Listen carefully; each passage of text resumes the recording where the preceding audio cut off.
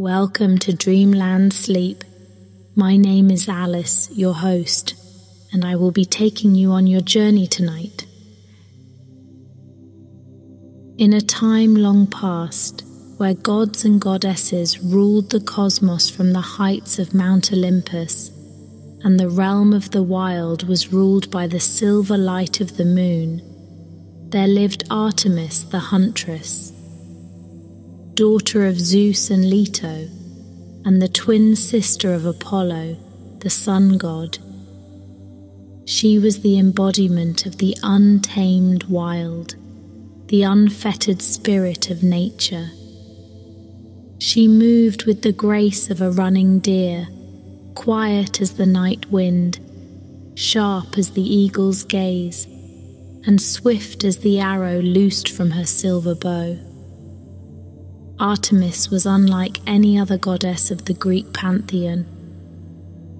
From the moment of her birth on the rugged island of Delos, Artemis had been destined for a life that diverged from the beaten path. She had asked her father, Zeus, for eternal virginity, setting herself apart from the many love affairs and scandals that seemed to define the lives of the Olympian gods and goddesses. Her request had been granted, and the young goddess grew into her role with an unwavering resolve.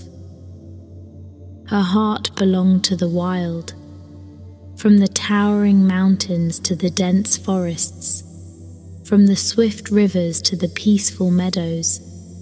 Artemis was at home in the company of animals and nature.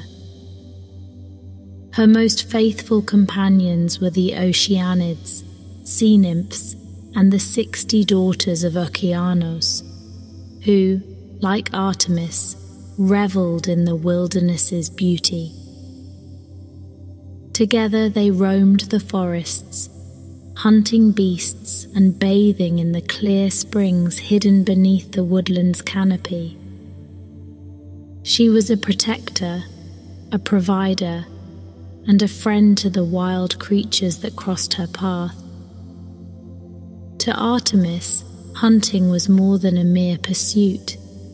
It was a dance, an art form. With her silver bow, a gift from the Cyclops, she was an unmatched archer. She moved through the forest like a shadow, her feet barely rustling the leaves, her eyes keenly scanning the surroundings. The bowstring would sing, and her arrow would find its mark, always quick, clean, and merciful. But the goddess of the hunt was not merely a deadly huntress. She was a paradox, embodying the cruel yet necessary law of the wild, the cycle of life and death. For every creature she hunted, she protected countless others. She watched over the young and the weak, nurtured them, guarded them from predators. She was the gentle breeze and the storm, the rain that quenched the earth's thirst, and the fire that rejuvenated the forest by clearing the old to make way for the new.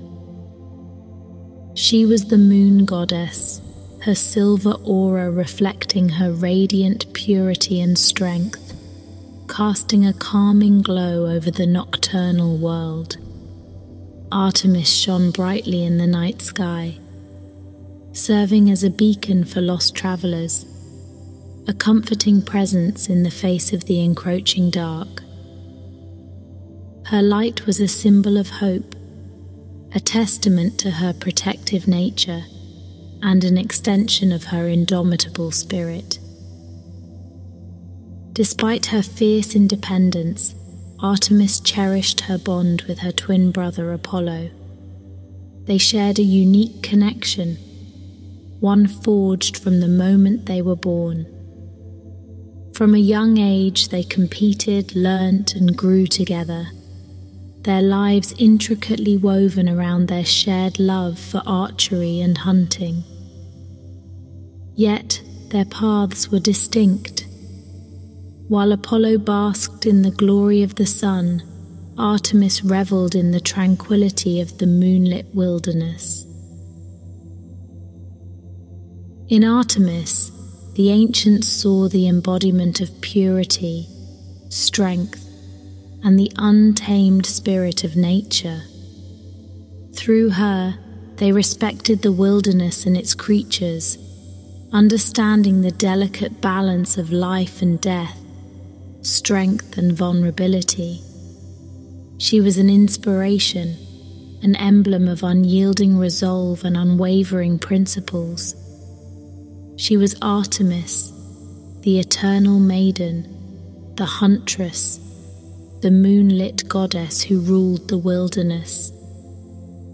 And as the cycle of day and night turned and the seasons changed, a new chapter awaited in the life of Artemis.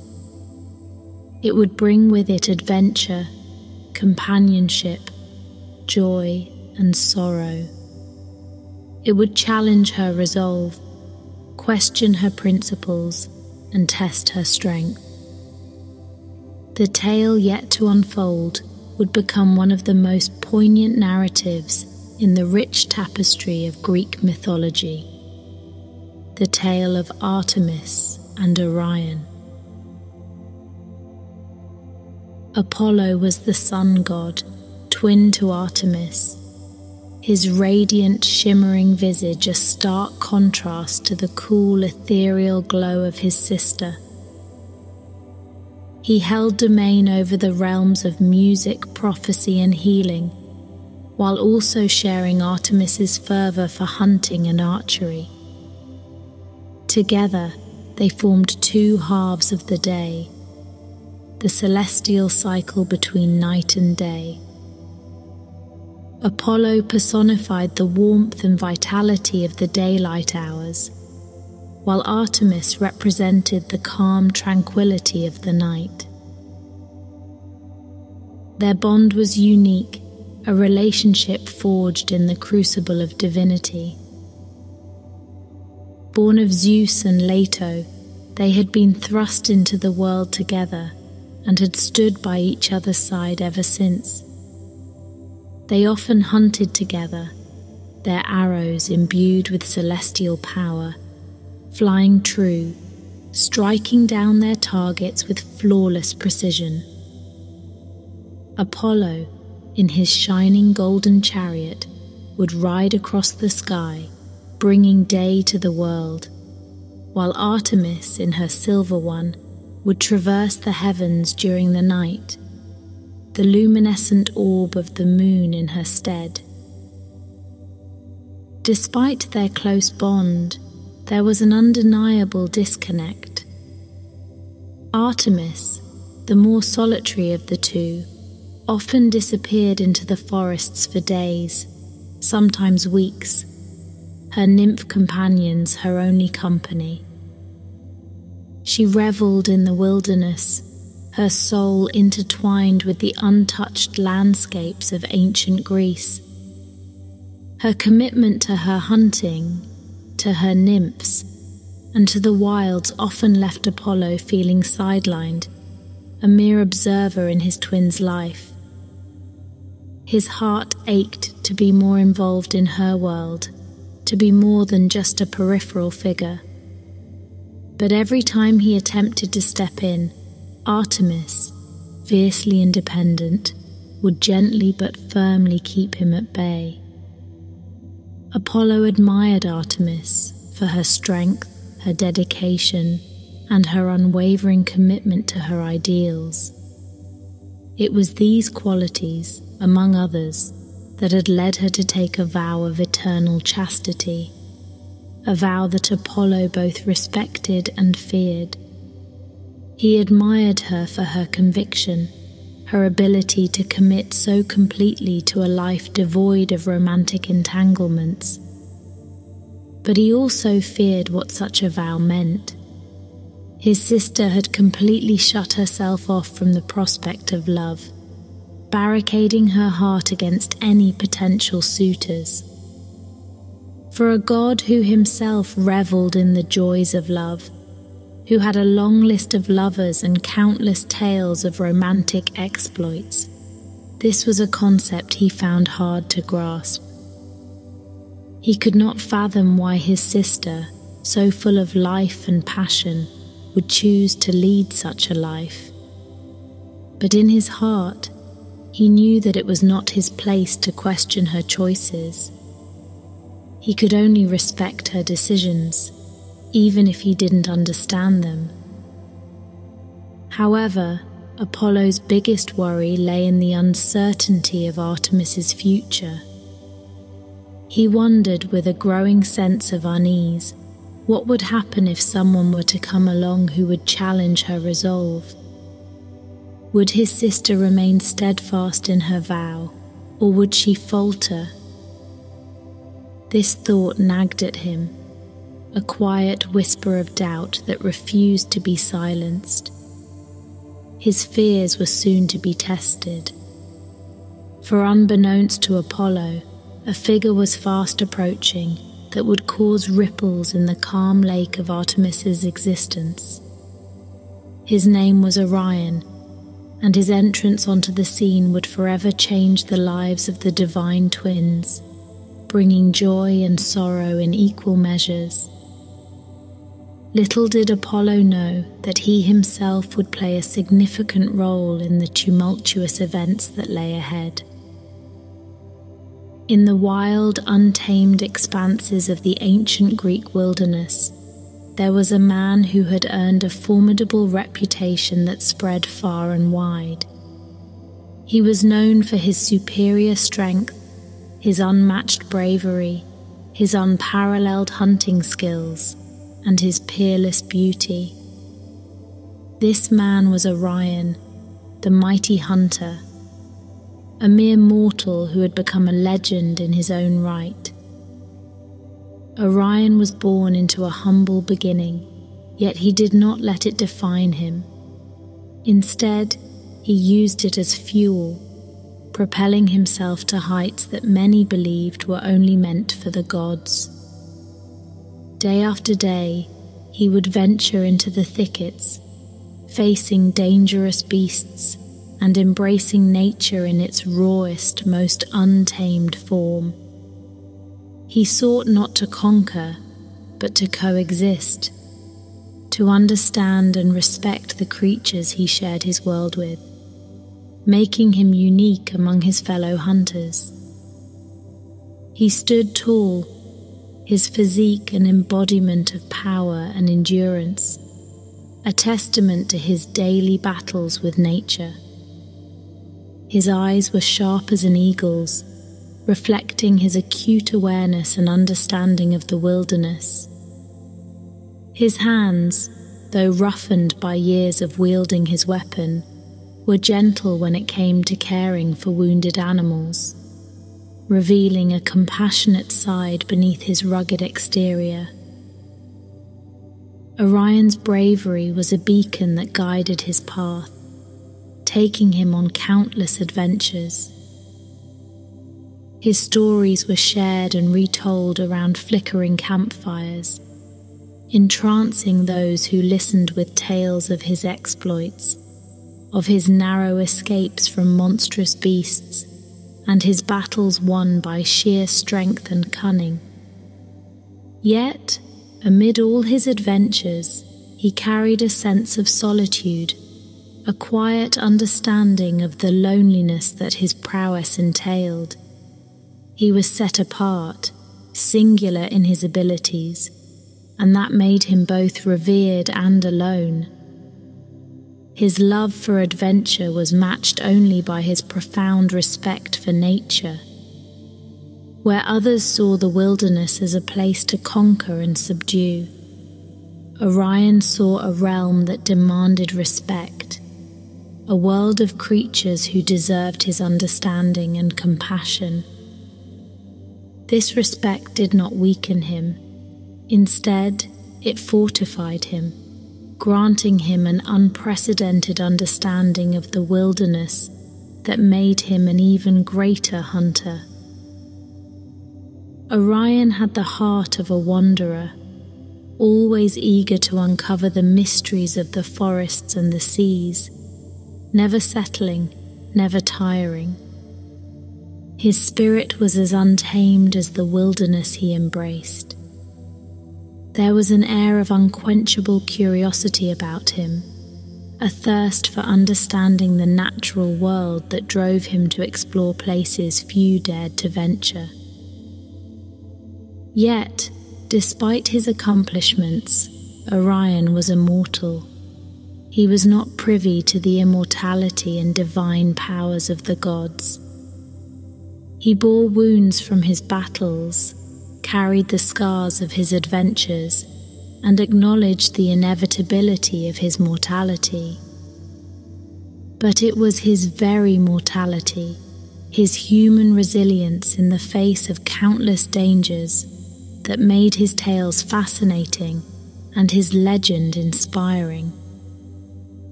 The man was a paradox, a symbol of power and sensitivity, bravery and understanding, solitude and camaraderie. As Orion ventured deeper into the wilderness, he was oblivious to how his life was about to intertwine with the divine, to create a tale that would be echoed through millennia. Unbeknownst to him, his path was leading him toward an encounter that would transform his life and etch his name forever among the stars. This was Orion, the legendary hunter, a mortal of exceptional qualities, whose life was a testament to courage, respect, and an undying love for adventure. Little did he know that his journey was about to enter an extraordinary new chapter, where he would encounter gods and goddesses, where his strength would be tested, and his legacy sealed among the constellations of the endless night sky. Artemis, goddess of the hunt, had always been independent and content with her solitary existence. The forest was her kingdom, the animals her subjects, and her nymph companions her loyal court. The silver bow she carried was not just a weapon, but a symbol of her dominion over the wilderness and her skill as a huntress. However, her life, ordered around the hunt and her duties, was about to change with the appearance of an unexpected visitor. Orion was unlike anyone Artemis had ever encountered. A renowned hunter, he was known far and wide for his impressive stature and extraordinary skills. His life was one of ceaseless wonder, his existence defined by the wild and the thrill of the hunt. He too had chosen a life of solitude, but his was a path of survival and thrill rather than dedication to a divine purpose. Their worlds collided on a day that began like any other. Artemis was leading her nymphs on a hunt, their feet barely making a sound on the forest floor, their eyes alert for any sign of their prey. As they moved through the dense undergrowth, Artemis's sharp eyes spotted a figure in the distance. It was Orion, engaged in his own hunt. His focus was so intense, his movements so fluid, that Artemis and her companions couldn't help but stop and watch. They saw him take down a stag with a single clean shot, a feat that could only be accomplished by someone with extraordinary skills and a deep understanding of the animal they were hunting. Intrigued and impressed, Artemis stepped out from her cover, breaking the silence with the crunch of leaves under her feet. Orion turned, surprise flashing in his eyes as he saw the goddess and her companions emerge from the shadows. Artemis introduced herself and her nymphs, her respect for Orion's skills evident in her words. The initial surprise faded from Orion's face, replaced by a warm smile. He had heard of the goddess Artemis, her impressive skills, and her rule over the wilderness. To meet her in person, however, was something he had not anticipated. Despite their vastly different lives, they found common ground in their shared love for hunting and animals. Artemis, who had always been cautious about who she allowed in her circle, found herself extending an invitation to Orion. She saw a kindred spirit in him, someone who understood her deep connection with the wilderness and respected it. Orion accepted, intrigued by the enigmatic huntress and the promise of shared adventures. Orion's inclusion in Artemis's world did not disrupt it as one might expect. Instead, it brought a new dimension to it.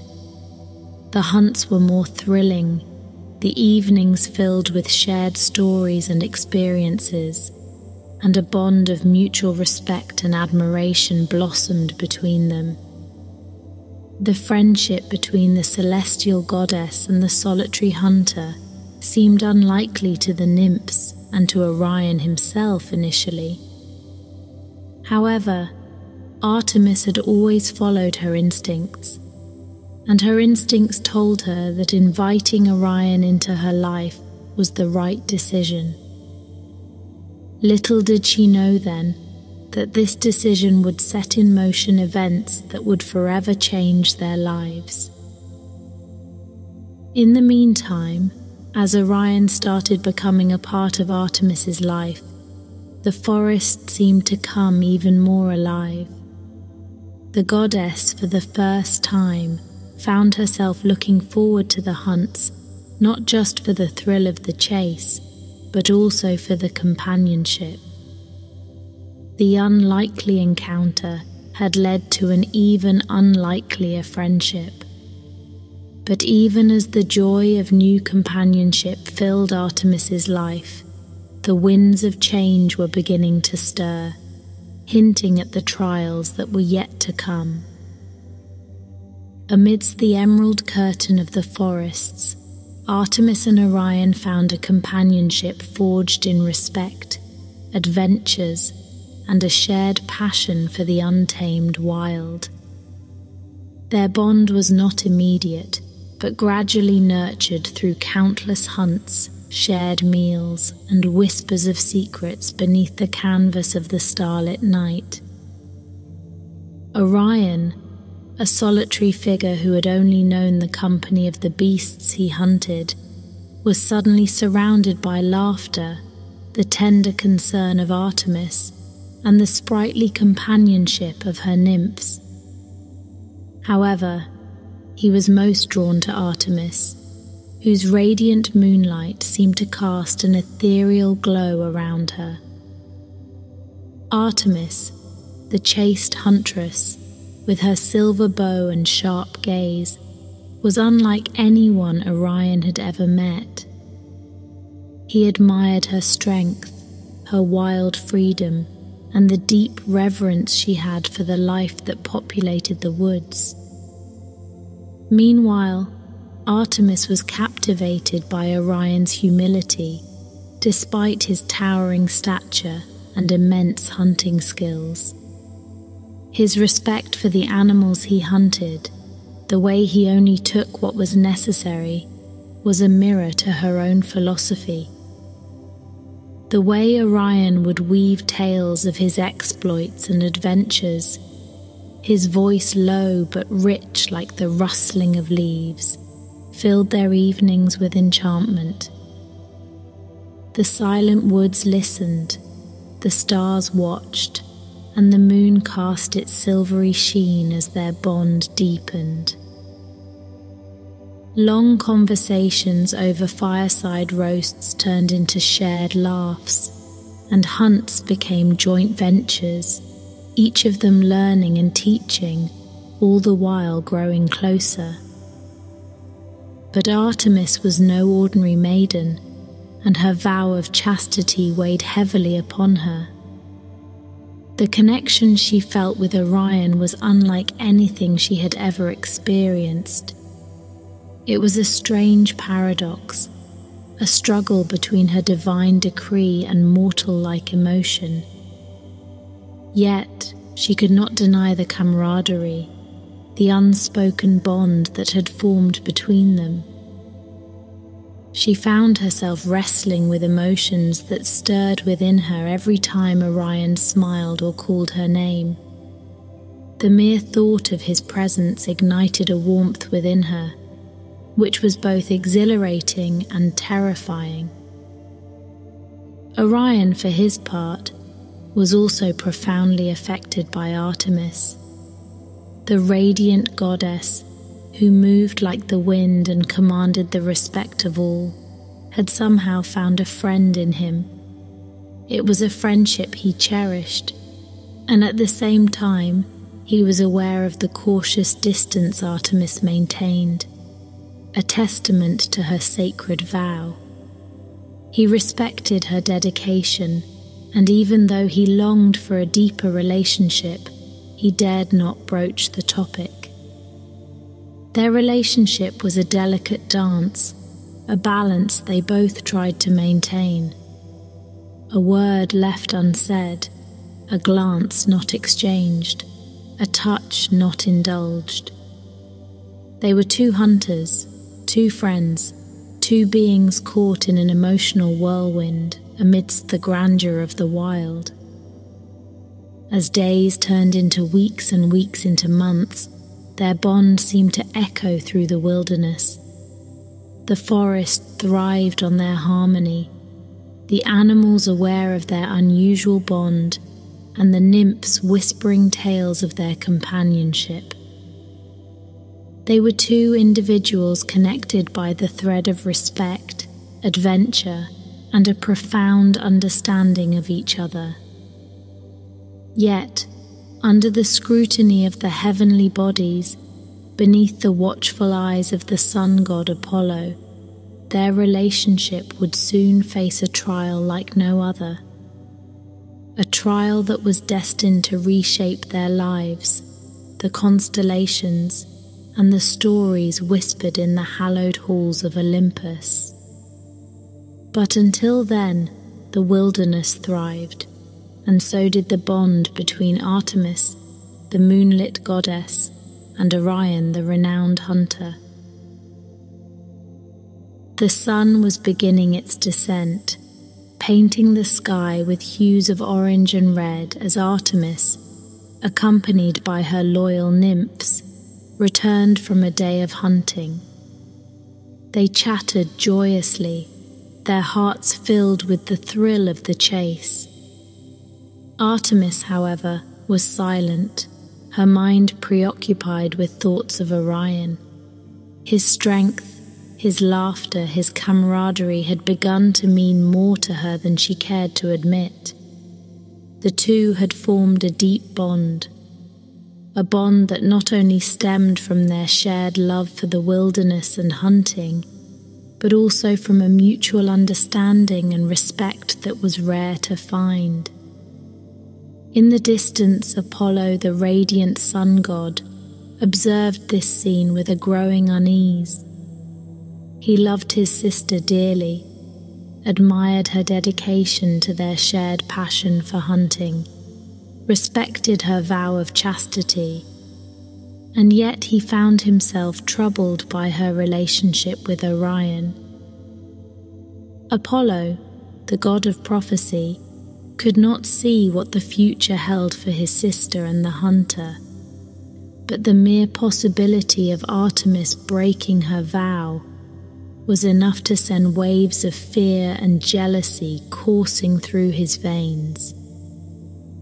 With every passing day, Apollo's concern grew into apprehension. He noticed the spark in Artemis's eyes when she spoke of Orion, saw the way her laughter echoed a bit longer when Orion shared his tales, observed the silent conversations they had, their eyes speaking volumes.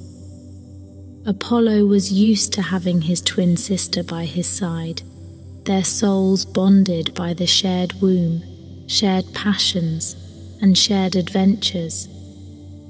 The idea of someone else occupying a space so deeply personal was unbearable. Tormented by jealousy and the fear of losing his sister to the mortal, Apollo devised a sinister plan. He knew he couldn't attack Orion directly. He was too strong, too capable. Instead, he decided to use Artemis's impeccable archery skills against Orion. It was a cruel plan, one that exploited Artemis's trust in him, but his fears had overpowered his better judgment.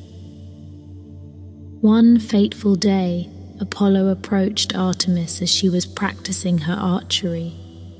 Pointing to a distant figure in the sea, he challenged her. "See that creature there, sister? I wager you cannot hit it from here," he declared, knowing fully well that Artemis never backed away from a challenge. Artemis squinted, her gaze focusing on the figure in the distance. She couldn't make out what it was, but the challenge had been issued, and she was determined to prove her skills. With a swift motion, she notched an arrow and let it fly. The arrow soared through the air, guided by her unmatched skill, and found its mark. She expected Apollo to acknowledge her prowess, but instead, a silence settled between them. It was a silence that seemed to drain the joy from the world, leaving a cold dread in its place. For it was not a creature that Artemis had shot, but Orion, who had been enjoying a swim in the sea. Apollo's trick had worked, but the victory felt hollow as he watched the horror dawn on his sister's face. Artemis rushed to Orion's side, but it was too late. Orion, the great hunter, her dear friend, was no more. Artemis was a goddess, but in that moment she felt as mortal as any human. A deep sorrow consumed her, followed by an overwhelming guilt. It was her arrow, her shot that had ended Orion's life. The news of Orion's death spread, sending shockwaves through the wilderness and the heavens.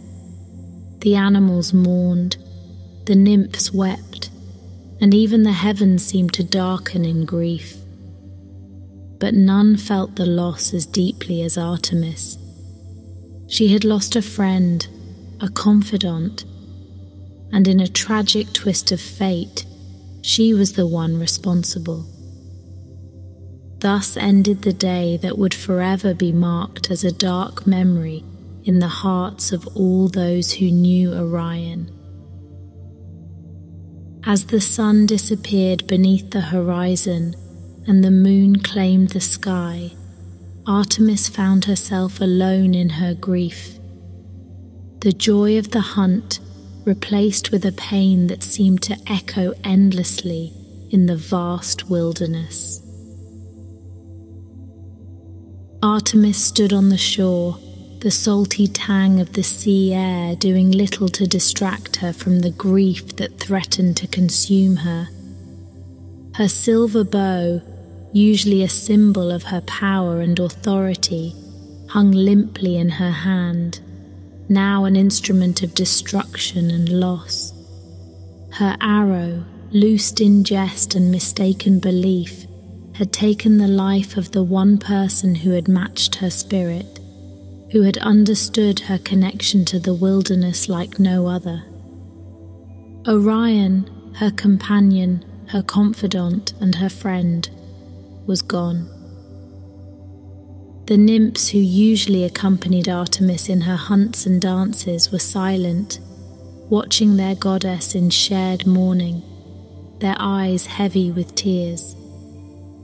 The animals, too, seemed to sense the melancholy that gripped the wilderness, their calls subdued in a tribute to the great hunter who had once roamed their midst.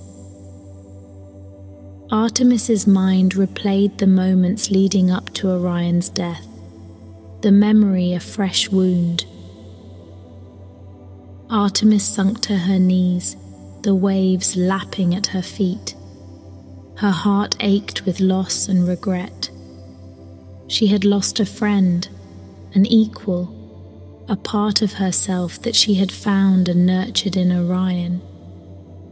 The void left by his death seemed insurmountable, the silence left by his laughter and stories, deafening. The days following Orion's death were shrouded in a heavy blanket of melancholy that seemed to mute the vibrant colours of the wilderness. The once vibrant and joyful Artemis now moved with an air of quiet sadness, her face perpetually etched with the pain of loss. Her laughter, once the most cheerful sound in the woods, was replaced by the constant whisper of sorrow that rustled in the leaves of the forest. In her solitude, Artemis spent countless hours staring at the night sky, her fingers tracing the constellations she had memorized since her youth. Each star, a story, a god, or a legend. Now they were reminders of the friend she had lost. One night, as she gazed at the dark canvas above, an idea sprang into her mind. She had the power to create a new constellation, a way to honor her fallen friend, an eternal tribute to Orion, the hunter. Her heart pounding with newfound purpose, she weaved the magic only a goddess could. The transformation of the night sky was miraculous, as a new constellation was etched amongst the cosmos. Orion, the hunter, was no longer a mere mortal tale, but an everlasting constellation that would forever tell his story. His belt, his sword, his bow, each star was strategically placed to represent the valiant Orion that Artemis had come to respect and cherish. Each night, Artemis would stare at the constellation she had made, each star an embodiment of Orion's spirit. This act, a tribute to her friend, was also a reflection of her own grief and guilt. She had failed him once. She would not allow his memory to be lost in the annals of time. Yet not all felt the grief that Artemis bore. In the golden halls of Olympus, the gods watched the drama unfold. Among them, Apollo watched his sister's actions with mixed feelings. Jealousy and regret gnawed at his heart. His actions had not only taken away a skilled hunter, but had also stripped his sister of a cherished companion. A sense of guilt washed over him, and yet he could not bring himself to admit his mistake, let alone apologize. The tragic tale of Artemis and Orion was more than just a story of friendship and loss. It was a grim reminder of the catastrophic consequences of misunderstandings and the devastation brought about by unfounded jealousy. It emphasized that even gods, despite their immortality and power, were not immune to feelings of grief and guilt.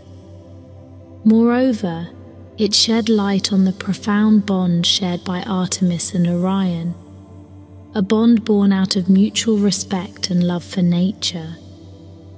It wasn't romance in the traditional sense, but it was a connection so deep that it transcended mortal boundaries and found a place among the stars. The narrative of Artemis and Orion still echoes in the night sky, a silent reminder of the fallen hunter and the grieving goddess. The constellation of Orion shines brightly each night, an immortal tribute from a guilt-ridden goddess to her dear companion. The tale, immortalized in the cosmos, is not just a part of Greek mythology, but also a timeless narrative that continues to captivate, serving as a poignant reminder of love, loss, and the enduring power of friendship.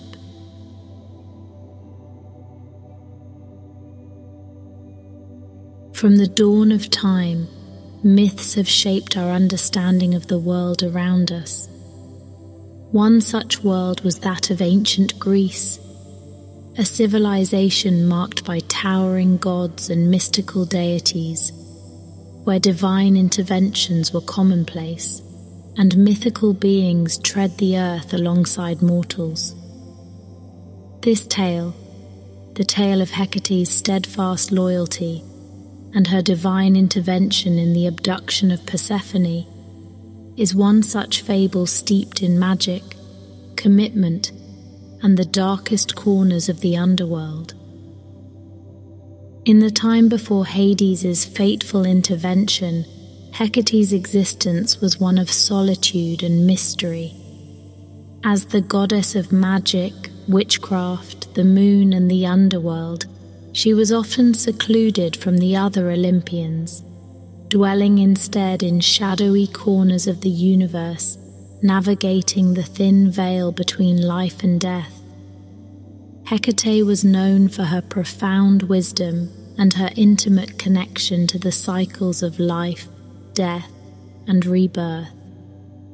Her realm of influence was vast, spanning the heavens, the earth, and the underworld, a testament to her primordial origins. Despite her solitary demeanor, Hecate was not unfeeling or detached. In fact, she was deeply empathetic, keenly aware of the joys and sorrows that wove themselves into the lives of gods and mortals alike. It was during one of her travels in the earthly realm, under the guise of the new moon's darkness, that Hecate first noticed the budding attraction between Hades and Persephone. Hades, the formidable lord of the underworld, was a figure of fear and respect, ruling over the dead with a stern but fair hand.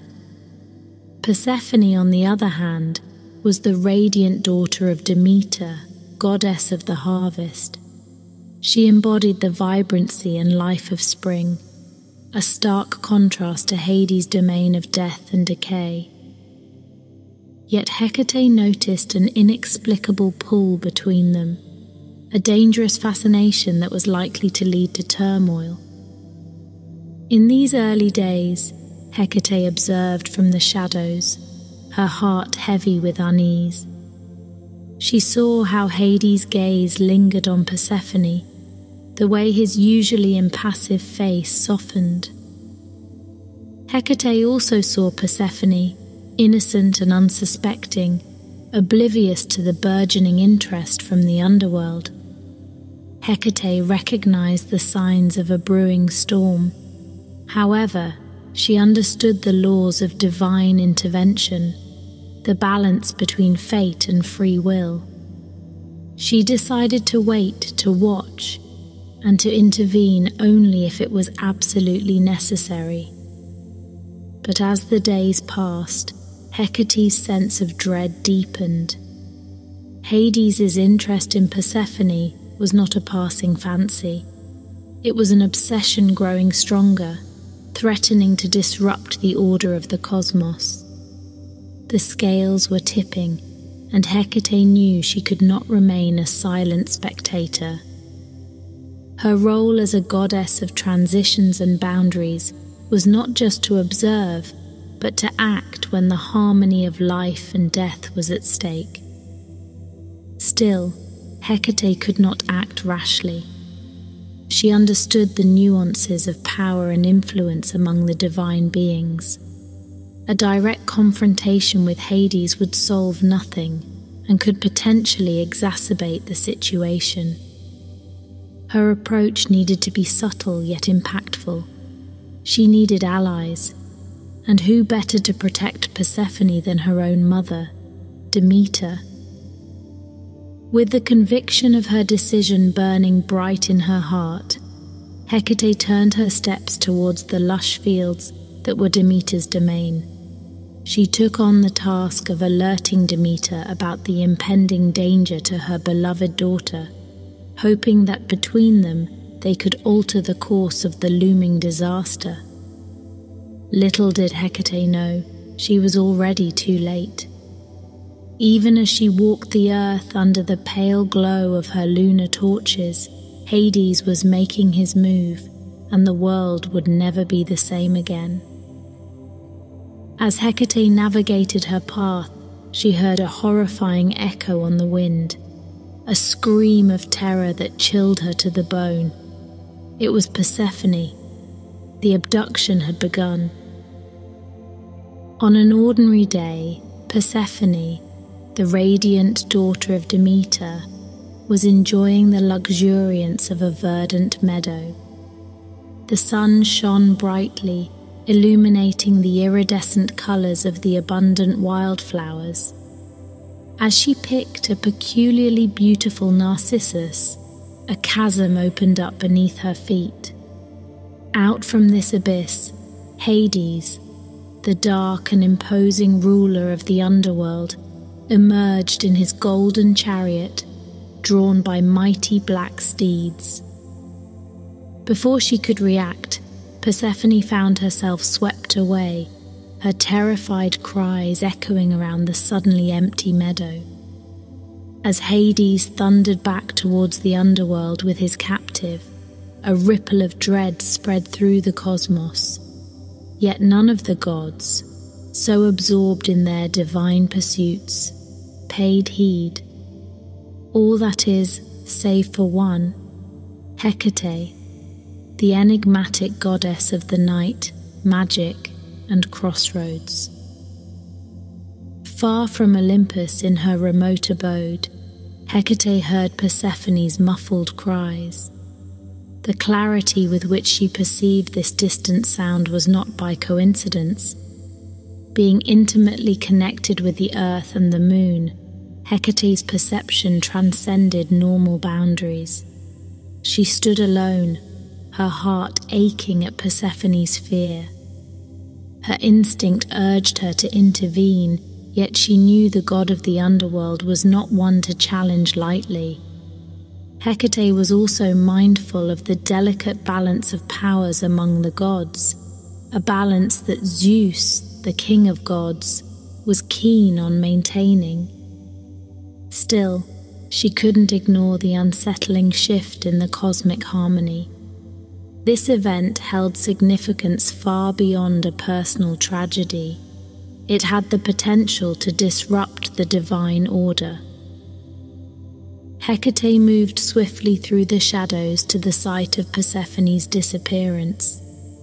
She found the meadow deserted, save for the fading scent of fear and the narcissus, lying trampled and forgotten on the ground.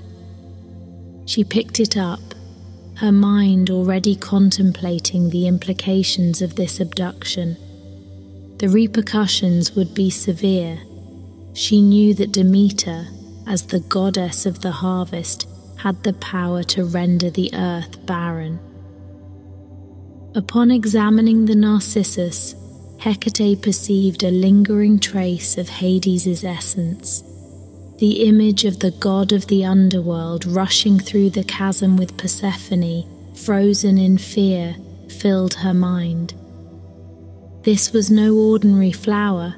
It was a trap, a divine decoy designed by Gaia herself at the request of Zeus to ensnare the innocent Persephone.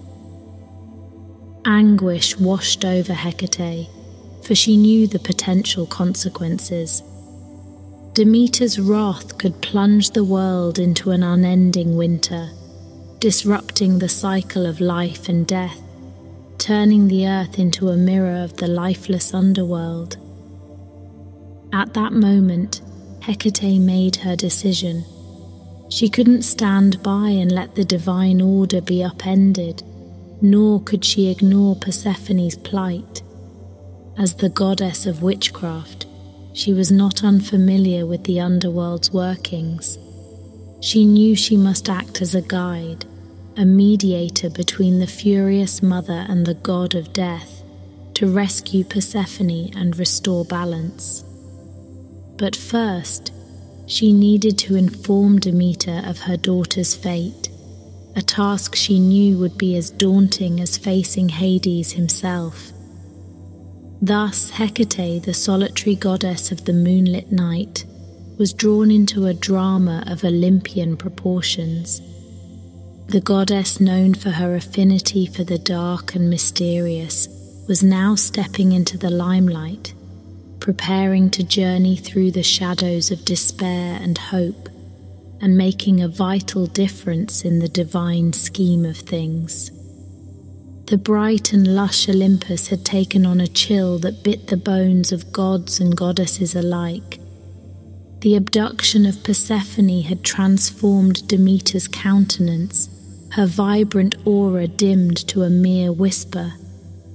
Despair had washed over her like a torrential rain, leaving her broken, her duties forgotten.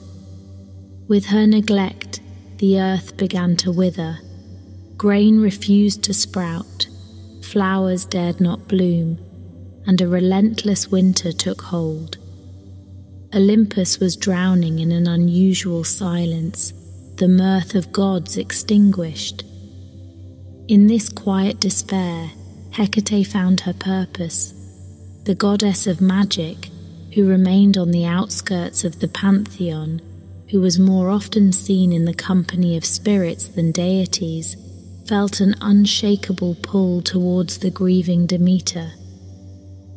Unlike the other gods who chose to stay clear of the stricken goddess, Hecate dared to approach. Her heart ached for Demeter, and she felt a deep-seated desire to help. This was a mother's despair she was witnessing. It demanded empathy and action. Hecate revealed herself to Demeter, appearing not as a powerful deity, but as a confidant, a companion in her darkest hour. She shared what she had witnessed, the earth splitting open, Hades' chariot rising, and Persephone's cries fading into the abyss. Demeter clung to Hecate's every word. The confirmation of her fears was painful, but it also meant she was no longer bound by uncertainty. A glimmer of hope ignited in her eyes. Together, they embarked on a mission to find Persephone, a task of such magnitude that it felt like searching for a single grain of sand at the ocean floor. They journeyed far and wide, with Hecate's torches lighting their way in the darkest nights, and her arcane knowledge of the world aiding their quest. Every corner of the world heard their desperate cries for Persephone. Their appeals echoed in every cave and resonated in every valley. Still, they found no trace of the maiden goddess. Throughout this journey, the bond between Hecate and Demeter deepened. They found solace in each other's company. While the search was agonizing, it was also cathartic, a shared struggle fostering a profound connection between two otherwise disconnected deities. Despite their exhaustive search, they found no sign of Persephone on Earth, and it was then Hecate proposed what Demeter feared the most. They must journey to the underworld, to Hades' realm, to seek what they had lost. The very thought chilled Demeter. The underworld, the realm of the dead, was no place for the goddess of harvest and fertility. But her love for Persephone overshadowed her trepidation. She would journey to the ends of existence if that's what it took to find her daughter.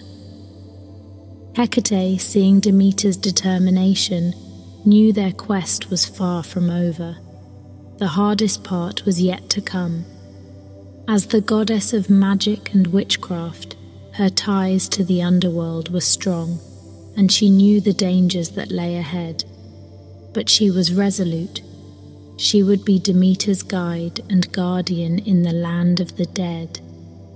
She would face the wrath of Hades if need be. The decision was made. They would journey into the abyss, challenge the Lord of the Underworld, and demand the return of Persephone. Their resolve was as steadfast as their journey was perilous. Their destination loomed like a storm on the horizon, but they marched forth undeterred, propelled by a mother's love and a friend's unwavering devotion. With a final look at the dying world they were leaving behind, Hecate and Demeter ventured into the shadows, their path illuminated only by Hecate's torches and their shared determination. Little did they know, their actions would reverberate through time and shape the very rhythm of life and death. Thus the journey to the underworld began, a test of their courage, their resolve, and their devotion. The tale of a goddess of magic aiding a grieving mother had turned into an epic quest, their fates intertwined with that of the world above and below. Hecate and Demeter had traversed the mortal realm in their fruitless search, their despair echoing in the barren landscapes wrought by Demeter's grief.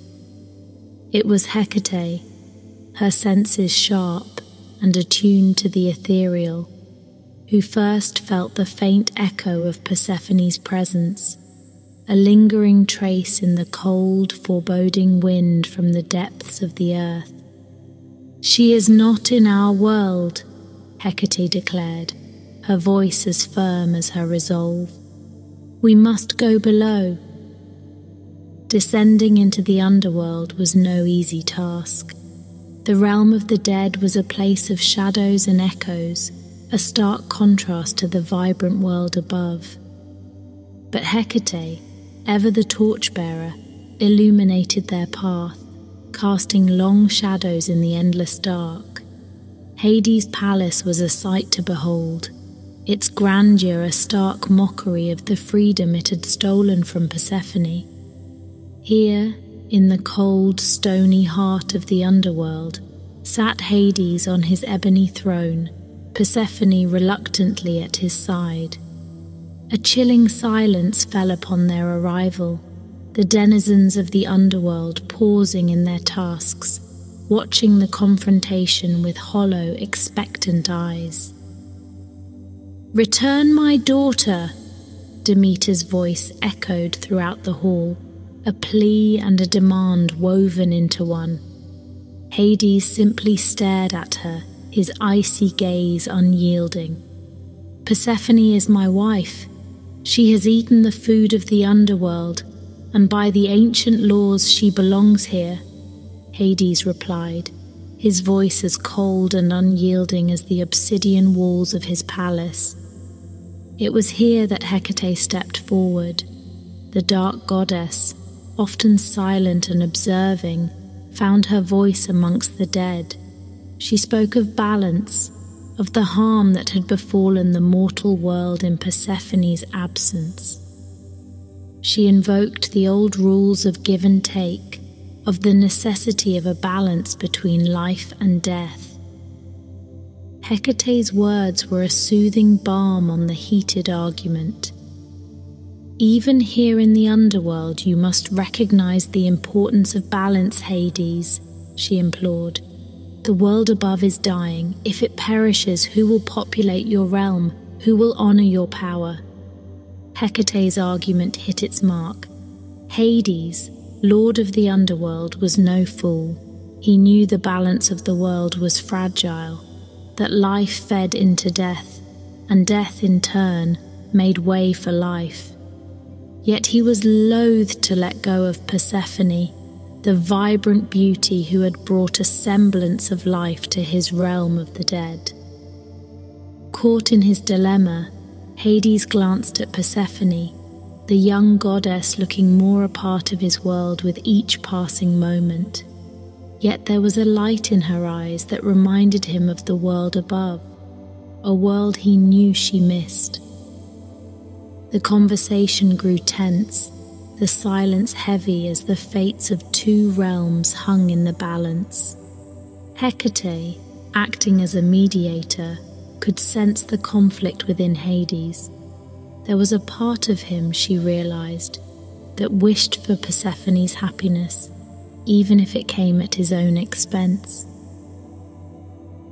With careful words and respectful appeal to their shared divinity, Hecate subtly nudged Hades towards a compromise. It was a defining moment, not just for the distraught mother or the anxious wife, but also for Hecate herself. She was no longer the quiet observer, the solitary goddess in the backdrop of a larger play.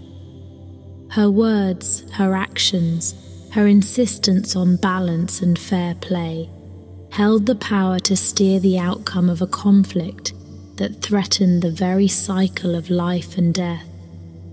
Hecate, the torchbearer, had become a beacon of hope, a crucial voice of reason in a standoff between powerful, obstinate forces.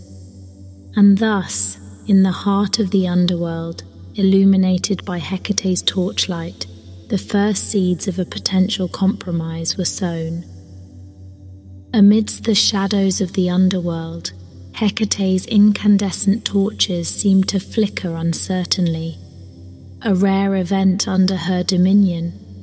Yet, the stakes had never been higher, and even the most powerful of goddesses could waver in the face of the unknown.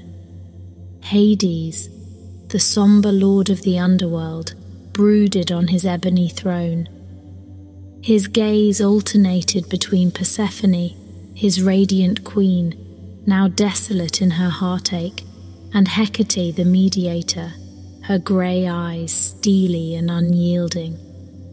The kingdom of the dead, usually brimming with souls and echoing with their soft murmurs, was eerily silent, as if all of creation held its breath. Hecate began, her voice echoing through the vast expanse. "A compromise must be reached, Hades. You've disrupted the balance of the world, tampered with the natural order of things. Demeter's heartache, it's not just a mother's pain, it's freezing the earth, starving mortals. We have a responsibility to them as well." Hades' jaw clenched. "She is my wife, my queen, she belongs here with me." His voice rumbled like a distant storm.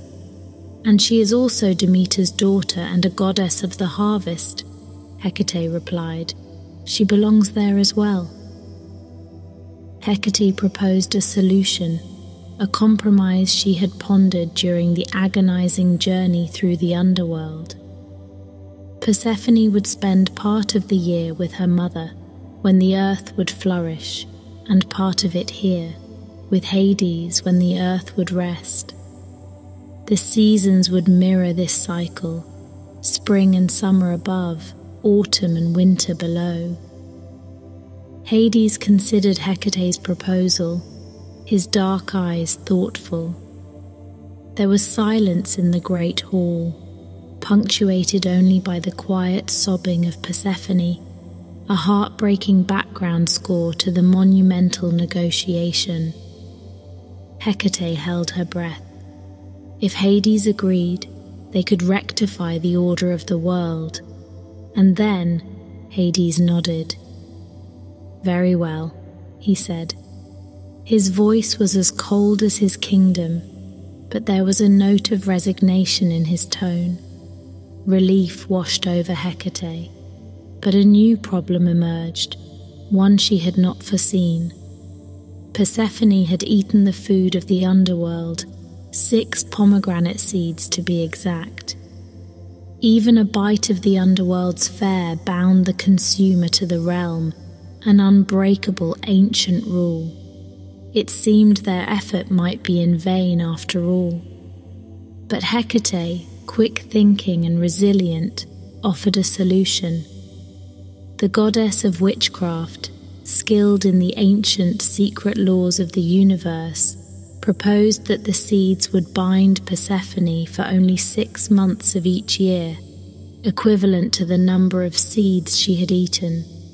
This way, the young goddess would spend half the year with Demeter, giving life to the world, and the remaining half with Hades, plunging the earth into a temporary slumber.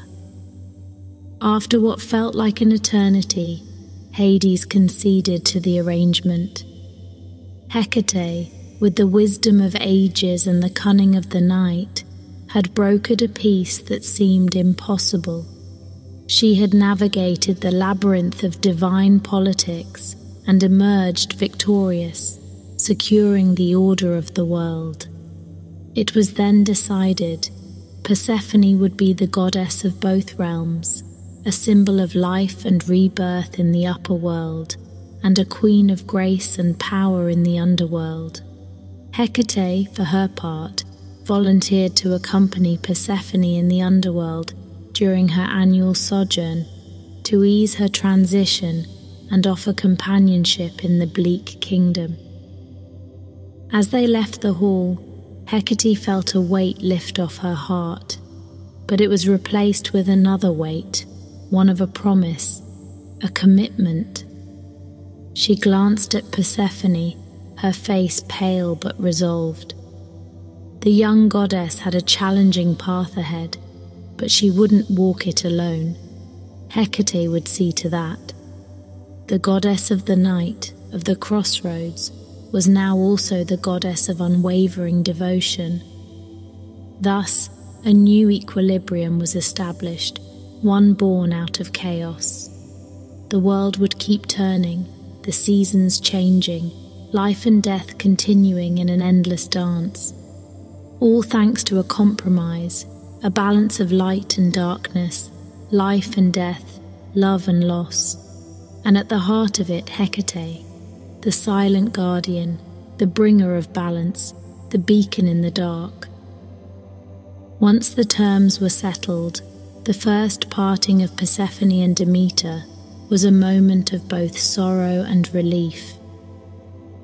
Demeter, while heartbroken at having to share her daughter with the underworld, felt comforted knowing Persephone would return. Persephone herself, forever changed by her experiences, said goodbye to her mother and followed Hecate into the shadows, back to Hades' realm. Hades welcomed Persephone back, not as a captive but as a queen, and in his own dark way, he made efforts to ensure her semi-annual stays were as pleasant as possible. This compromise was a step towards peace in Olympus and the restoration of nature's balance. The earth slowly recovered from Demeter's grief. Crops sprouted, trees blossomed, and life seemed to resume. Hecate, now playing a new and pivotal role, escorted Persephone back to the underworld. As the seasons changed, she would guide Persephone safely between the realms, becoming not just her guide, but also her confidant, her protector, and her friend. The three-headed goddess, once a solitary figure on the fringes of the divine world, now occupied an indispensable place. Her lanterns did not just illuminate the way for lost souls and guide Persephone, they also shed light on Hecate's shifting roles as she navigated the delicate line between darkness and light, death and life, sorrow and joy.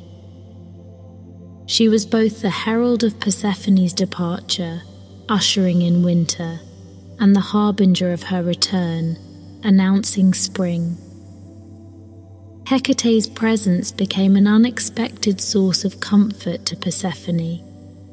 The goddess of magic was a reminder of the world above, a part of her mother present even in the heart of the underworld. The bond between them deepened with each cycle of Persephone's descent and ascent, adding a layer of warmth to the chilling reality of the underworld. Despite her important duties in the underworld, Hecate still had responsibilities in the world above. She was a goddess of the in-betweens, the boundaries, the thresholds. As Persephone brought life and death into balance, Hecate brought the worlds into balance. She moved between her duties in the underworld and her sacred places at the crossroads, the thresholds, and the doorways in the world above, fulfilling her roles in both realms. Hecate's heightened status was not unnoticed by the other gods. While still feared and respected, she was now seen as a bridge between their world and the underworld. This sparked a newfound respect for Hecate, who had proven herself to be not only a powerful magic wielder, but also a skilled diplomat and faithful friend. But perhaps the most profound change was within Hecate herself. Her involvement in the abduction of Persephone had brought her closer to the core of Olympian drama, challenging her solitary nature. Yet, through this, Hecate found a purpose and companionship that she hadn't sought but now treasured. The aftermath of the abduction and the ensuing agreement shaped a new order, where Hecate became an integral link between the realms. It was a transformation as profound as the changing of the seasons, a testament to Hecate's devotion to Persephone and a reminder of her formidable power. The tale of the abduction of Persephone has always been an evocative narrative of the ancient Greek mythology, but the illumination of Hecate's role in this story only enhances its depths, serving to expand our understanding of the complexities of the divine and the shared themes of love, loss, and loyalty.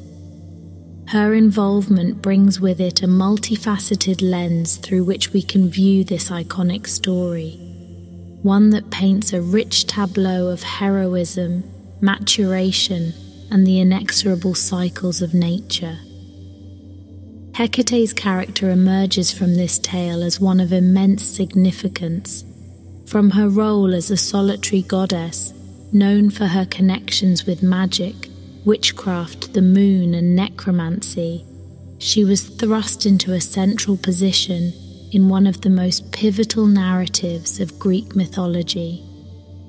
In becoming the key figure in resolving the conflict between Hades and Demeter, Hecate illustrates her diplomatic abilities, her bravery, and her unwavering loyalty to Persephone. Her presence permeates the tale, her footprints echo in the quiet corners of the narrative. Through her, we see the story unfurl from a unique vantage point.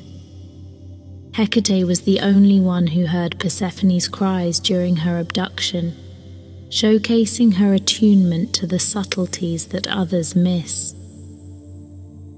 As she stepped forth to guide Demeter in her desperate search, she displayed an empathy and resolve that further augmented her character.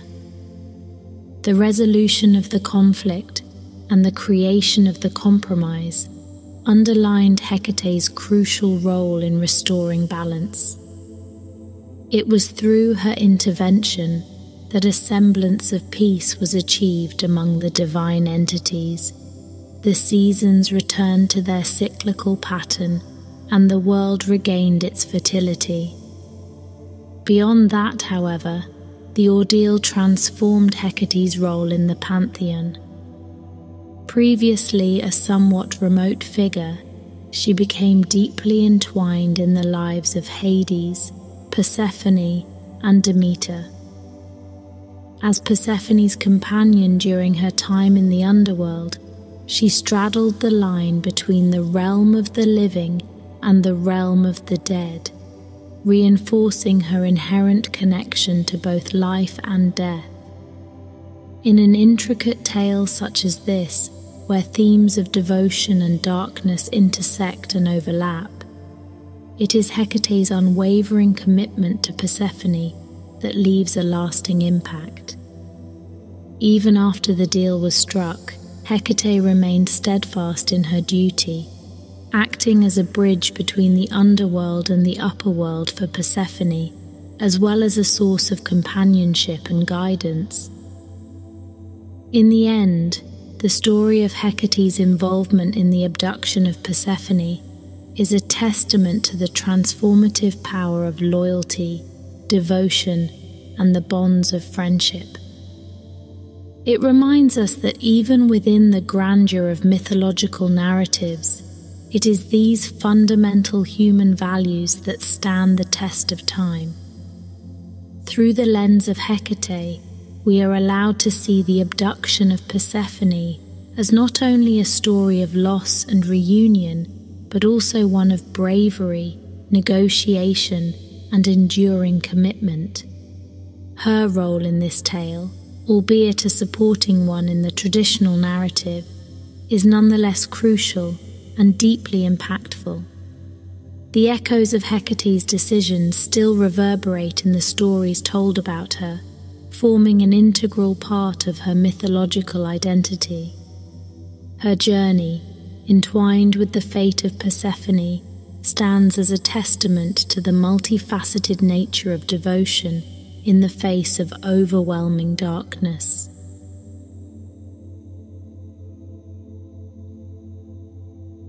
In the vast, expansive realm of Greek mythology, the story of Achilles begins even before his birth, intertwined with the narratives of gods, demigods, and mortals alike.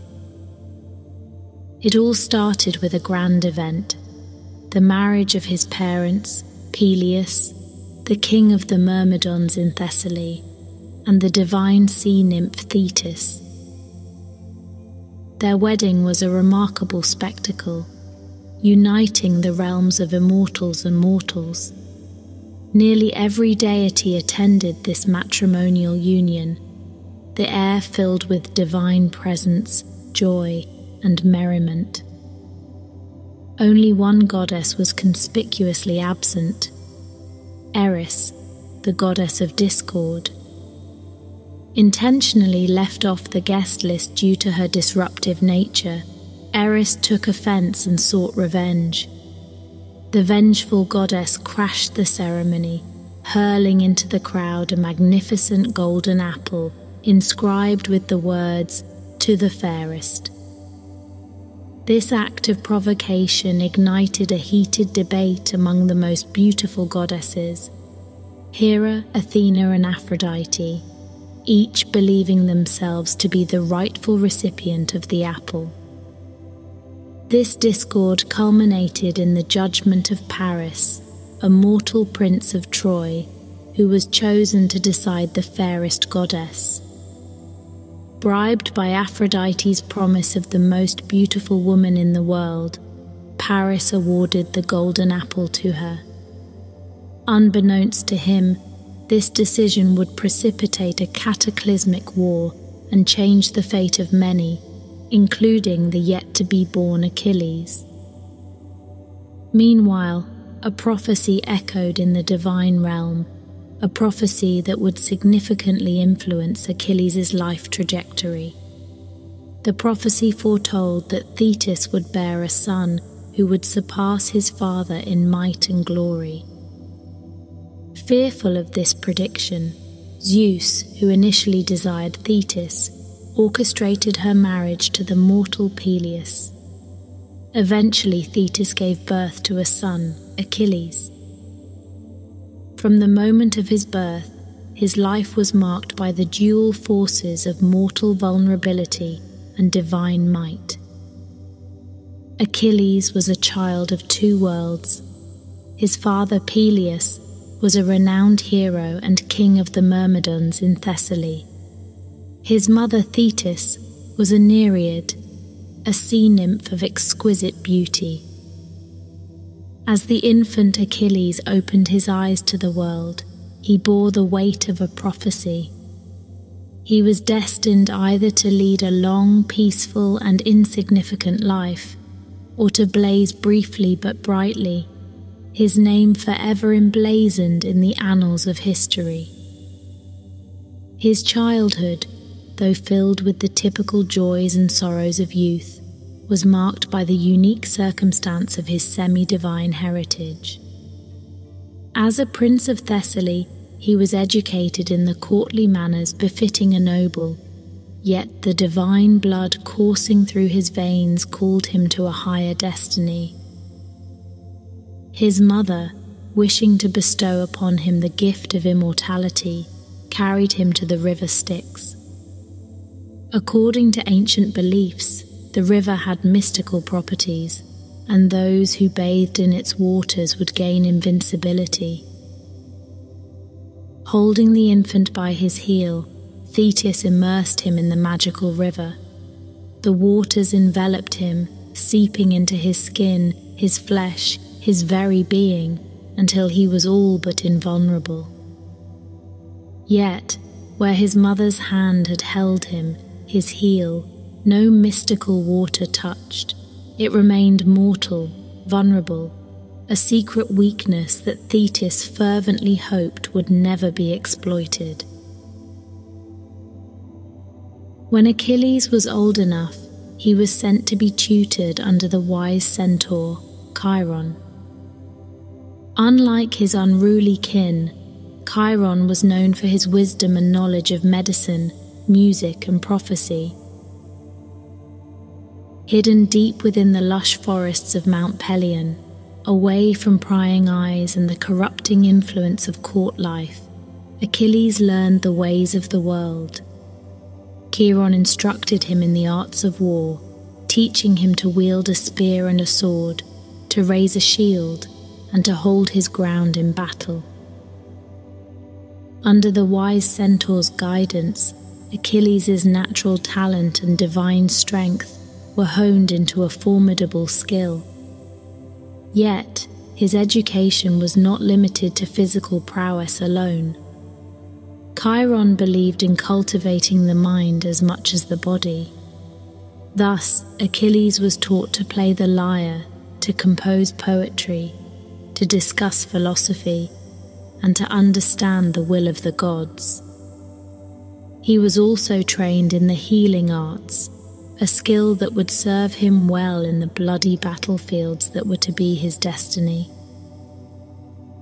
As the years passed, Achilles grew into a young man of remarkable ability. His physical prowess was unmatched, and his intellectual capabilities were impressive. He was courteous, charming, and charismatic, yet also introspective and thoughtful. Despite his inherent power, he demonstrated a remarkable ability to empathize with others, perhaps a trait inherited from his nurturing father, Peleus. Yet, a restlessness stirred within him, a yearning for something beyond the peaceful confines of Pelion and the sedate life of Thessaly.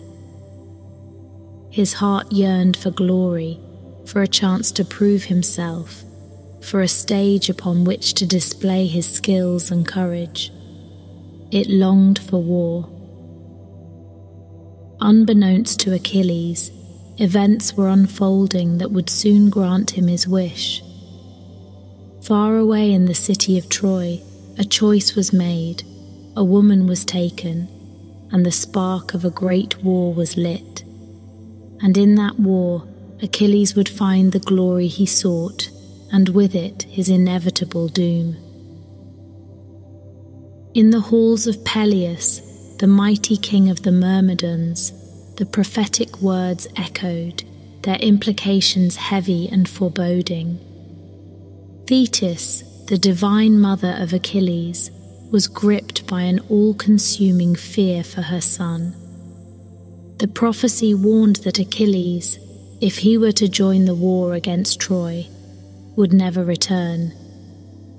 He would attain immortal glory, but at the steep cost of his life. Determined to protect her son, Thetis devised a plan to hide Achilles from those who would seek his martial prowess. Achilles, now in the prime of his youth, was a figure of radiant splendor and unmatched vigor. His swift feet carried him over the land as if he were as fleet as the wind. His bronzed body was hardened by the countless hours spent under the tutelage of the wise centaur Chiron. His mind was sharp and his courage unyielding. Yet, hidden beneath the fine robes of a maiden, his true identity was concealed. He was whisked away to the distant court of Lycomedes, king of Skyros, where he was to live amongst the king's daughters, his heroic spirit shrouded by the guise of womanhood. On the mainland, the rallying cry for war continued to echo. The most valiant heroes across Greece heeded the call, driven by duty, honor, and the tantalizing promise of eternal fame. Among them was Odysseus, king of Ithaca, renowned not only for his martial prowess but more so for his cunning and intelligence. Faced with the formidable walls of Troy, the Greeks required all the strength they could muster, and the absence of the swift-footed Achilles was a void that was deeply felt. Tales of Achilles' strength and valor had reached Odysseus, who knew that the young warrior was pivotal for their victory. Guided by his intellect and an unwavering determination, Odysseus began his quest to find Achilles, a quest that would lead him to the court of King Lycomedes. At Skyros, Achilles lived amongst the daughters of the king, his fiery spirit simmering beneath the placid surface. Thetis's plan, although ingenious, could not extinguish the heroic flame that burned within Achilles. He was a warrior born and bred, his soul longing for the glory and honor of the battlefield. Odysseus, upon reaching the court of King Lycomedes, disguised himself as a merchant. His wares were beautiful and enticing, the sort to catch the eye of any maiden. Jewelry, fine cloth, ornate trinkets. Among them, deliberately placed, were weapons of war. As the king's daughters flocked around, giggling and holding up dresses against themselves, a different spectacle drew Odysseus's keen eye. A maiden had been drawn not to the feminine adornments, but to the weapons. Achilles, unable to resist his nature, had instinctively reached for a beautifully crafted spear. In that moment, Odysseus knew he had found his warrior. With words as sharp as arrows and as persuasive as the sweetest nectar, he appealed to Achilles' honor and thirst for glory. He painted images of heroic feats, of valor and victory, of a fame that would outlive the mortal coil. He spoke of the great war, the noble cause, the Trojan walls that were waiting to be breached by the greatest warrior of the age. How could Achilles resist such a call? Beneath the guise of a woman, he was still the son of a warrior king and a goddess, a student of the wise Chiron, a hero in his own right. The battlefield was his stage, his arena, and Odysseus was offering him the performance of a lifetime. With the fire of his destiny ignited, Achilles cast away his disguise, embracing the path that would lead him to immortal glory. The call to war had been answered. Achilles was going to Troy. As dawn broke over the Aegean Sea, the Greek ships commanded by King Agamemnon landed on the shores of Troy. Among their ranks was Achilles, the invincible son of Thetis, ready to wage a war that was prophesied to etch his name in the annals of eternal glory. He led the Myrmidons, warriors as fierce as their leader, their armour gleaming under the morning sun, a formidable force that struck fear in the hearts of their enemies. The Trojan War commenced, and it was as if Ares himself had taken form in Achilles. His might was unparalleled, his spear unerring, cleaving through the Trojan forces like a hot knife through butter. As the sun set each day, it illuminated a battlefield dominated by the Greeks, with Achilles at the helm. However, amid the chaos of war, strife emerged within the Greek camp. A dispute between Achilles and Agamemnon, the commander of the Greek forces, set a new course for the war. Agamemnon, having been commanded to return his war prize, a maiden named Chryseis, to her father, decided to take Briseis, a princess captured by Achilles, as compensation. This act of arrogance and disrespect towards Achilles led to a seismic shift in the Greek hero's demeanour. Achilles, seething with rage, withdrew himself and his myrmidons from the battle. His piercing blue eyes, which once bore the determination of victory, now reflected a storm of anger and betrayal. He refused to fight for a commander who, he believed, did not respect his contributions or honour. This decision by Achilles dealt a heavy blow to the Greek forces. It was as though Zeus himself had tipped the scale in favour of the Trojans. They capitalised on Achilles' absence, pushing back the Greeks with renewed vigour. Despite the heroics of Ajax and Diomedes, the Greeks could not hold their ground. The war started to take a bitter turn against them. Back at his tent, Achilles was in turmoil, his pride wounded, his honour trampled upon. He could not bring himself to rejoin the battle. However, he found himself torn, for he was not immune to the cries of his comrades, or blind to the smoke that rose from the Greek camp. He was a warrior, born and bred for battle, and his heart yearned to respond to the clarion call of war. Yet, his wrath held him back. In an act of desperation, he implored his mother Thetis to intervene. He asked her to plead with Zeus to tip the war in favour of the Trojans until the Greeks came to realise his worth. Thetis, seeing her son in such distress, ascended to Mount Olympus and presented her son's case to Zeus. The king of gods, bound by a promise he had made to Thetis, reluctantly agreed. From that point onwards, the war witnessed a divine intervention that fueled the Trojans' onslaught. Thus, the chapter of the Iliad that sang of Achilles' wrath unfolded.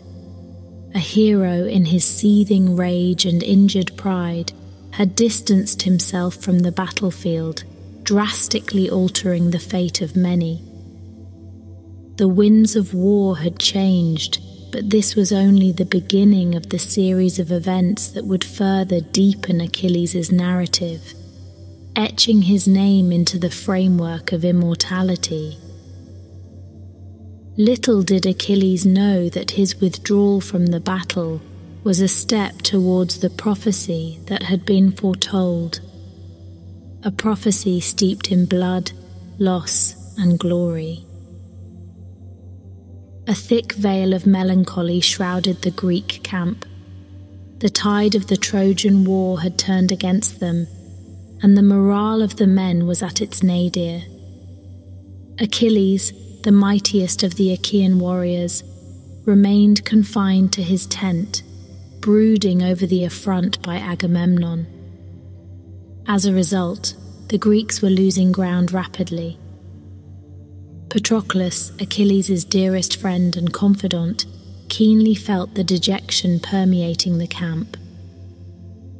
Born out of his concern for their comrades and his indomitable spirit, Patroclus conceived a plan.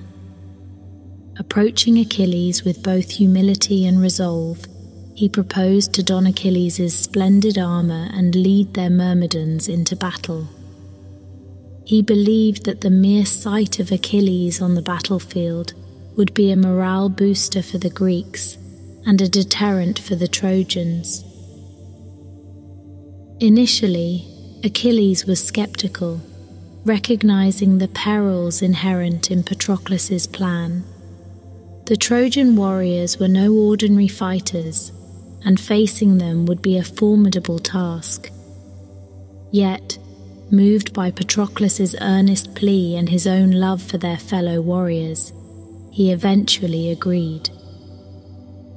He entrusted Patroclus with his radiant armor, but not without issuing a stern warning. He must only drive the Trojans away from the Greek ships and not pursue them into the city of Troy. Clad in Achilles' god-crafted armor and wielding his fearsome spear, Patroclus instilled renewed hope among the disheartened Greeks. A chorus of cheers rose from the Greek camp as he led the Myrmidons against the Trojan front.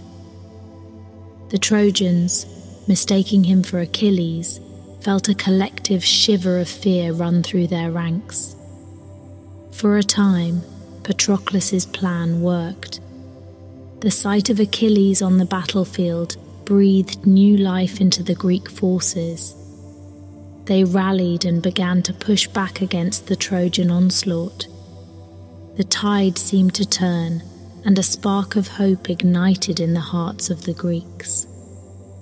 But Patroclus, emboldened by the success and swept away by the blood rush of battle, disobeyed Achilles' explicit instruction. The heat of the battle carried him further and further, and he found himself at the walls of Troy, chasing the Trojans back to their city. Meanwhile, on Mount Olympus, the gods watched the events unfolding below. Apollo, the patron of the Trojans, was displeased by this turn of events. Taking the form of a mortal, he descended onto the battlefield. In the heat of the battle, he approached Patroclus and struck a blow, disorienting him. Hector, the valiant Trojan prince, spotted the opportunity, and with a mighty thrust of his spear, struck down the imitation Achilles. A hush descended upon the battlefield as Patroclus fell.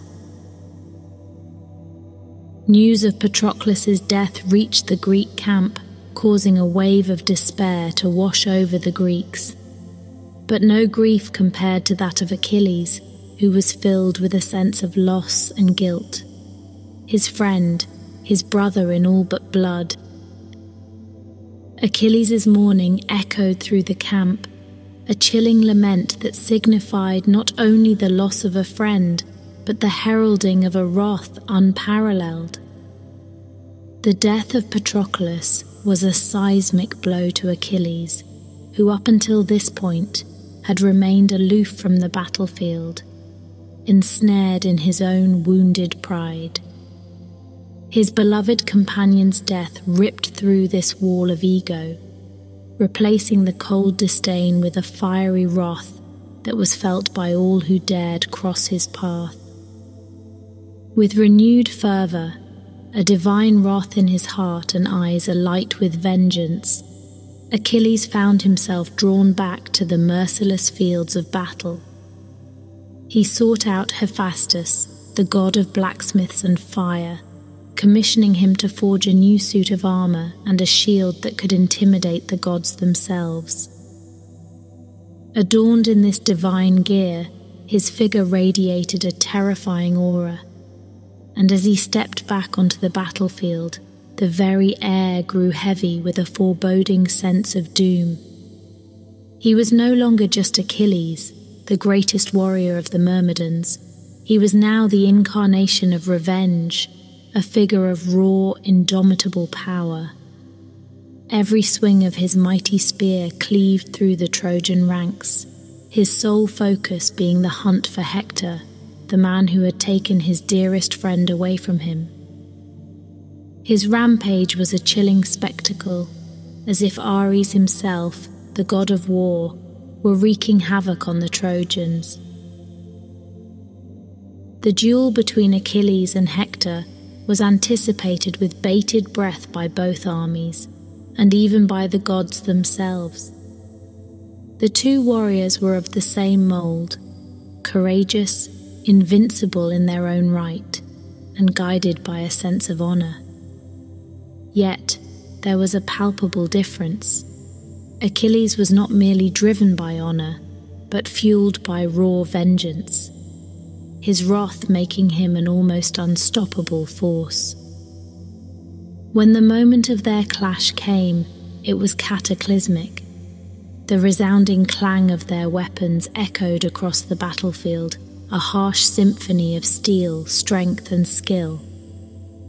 They were a whirlwind of power and motion, their combat shaking the foundations of Troy. Achilles attacked with a primal ferocity, his every move a testament to his desire for retribution. Despite Hector's valiant efforts, he was overpowered. In the end, Achilles' spear found its mark, and Hector, the noble prince of Troy, fell. But Achilles' vengeance was not sated by Hector's death alone.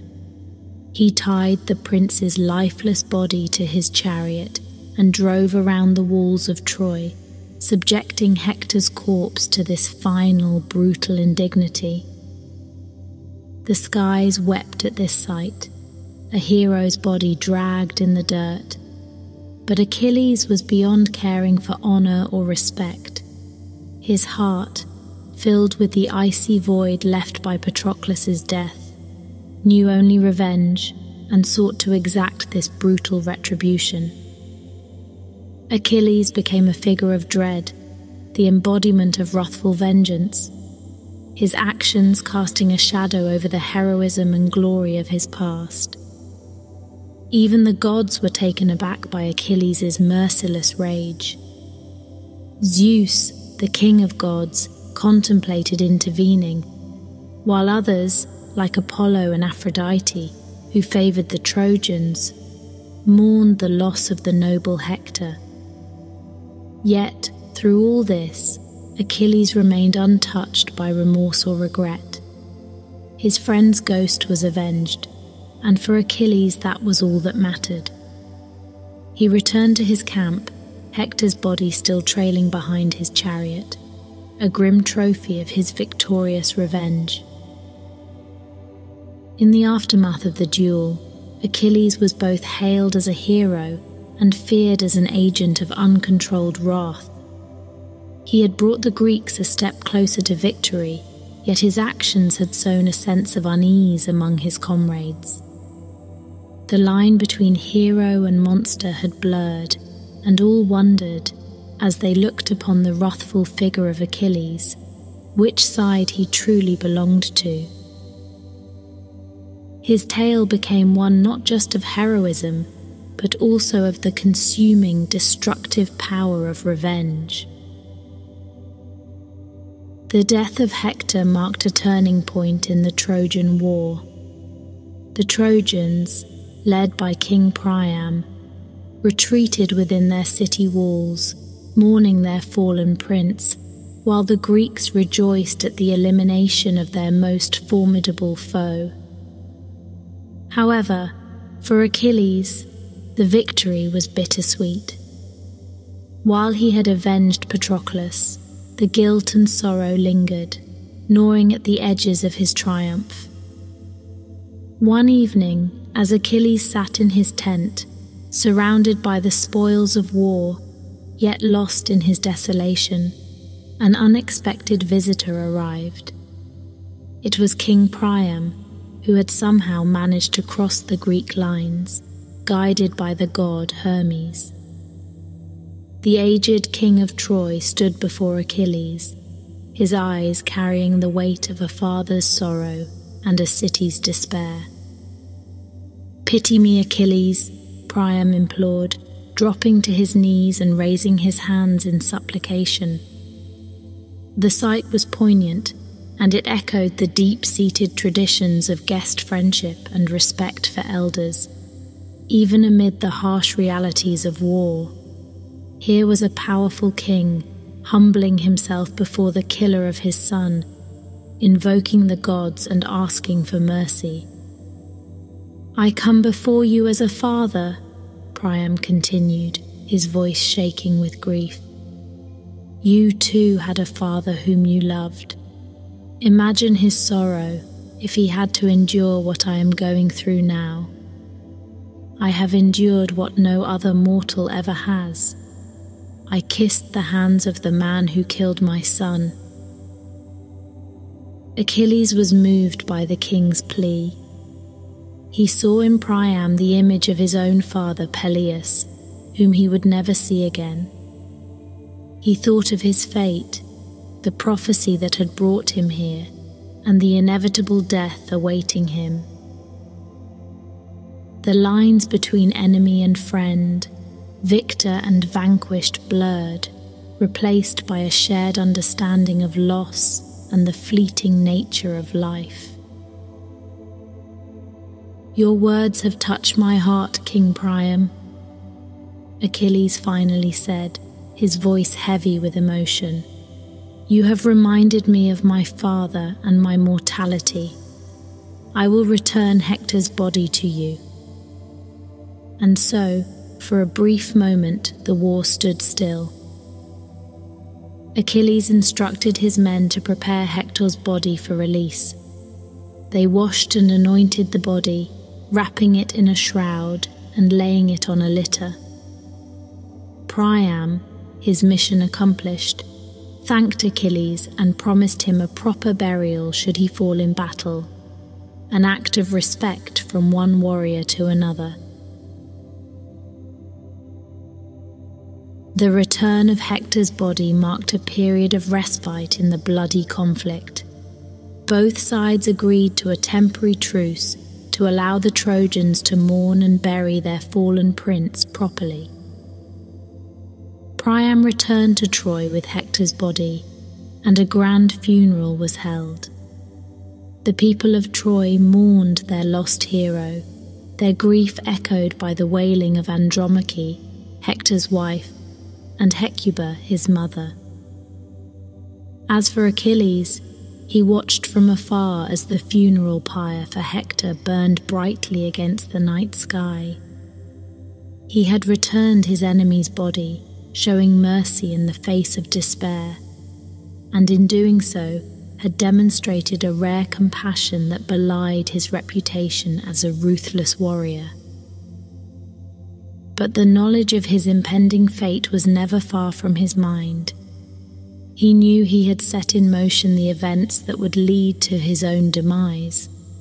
But in that moment, perhaps for the first time, he felt a strange sense of peace.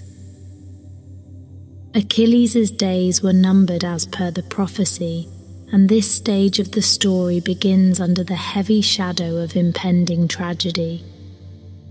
There was a lingering sense of inevitability that permeated the atmosphere, even as the Greek camp still celebrated the demise of Hector.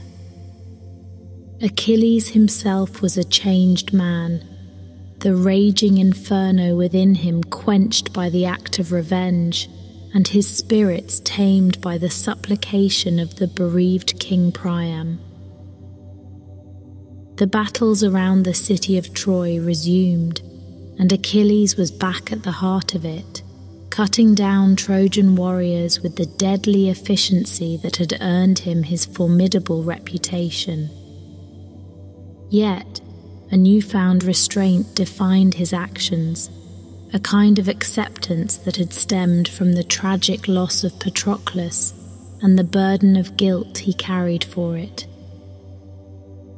Meanwhile, in the royal palace of Troy, the bereaved Paris, Hector's brother, was desperate for vengeance. Hector was the city's beloved hero, and Paris felt the weight of responsibility to avenge his brother's death. Guided by the god Apollo, who harbored resentment towards Achilles, Paris began to hatch a plan to end the life of the indomitable Greek hero. The gods, ever whimsical and meddlesome in mortal affairs, watched from their celestial abode. Apollo, in particular, had an interest in the demise of Achilles, irked by the dishonor Achilles had inflicted on his Trojan devotee Hector. He whispered into the ears of Paris, giving him the strength and resolution to face the Greek warrior who had brought so much suffering upon his city. On a day that dawned like any other, the warriors met again on the fields before the towering walls of Troy. From the ramparts, Paris, armed with his bow and guided by Apollo, kept a watchful eye for Achilles. The Greek hero, unaware of the divine conspiracy against him, fought with his usual vigor, his figure radiating an aura of invincibility. And then a moment arrived that would forever be etched in the annals of Greek history. Paris, with a prayer on his lips and his eyes gleaming with determination, notched an arrow onto his bowstring, drawing it with all his might. Apollo guided his aim towards Achilles, where his divine mother's protection was incomplete, his vulnerable heel. The arrow flew, swift and true, and found its mark. A gasp ran through the battlefield as the mighty Achilles faltered, a look of surprise fleeting across his face. The pain was immediate and excruciating.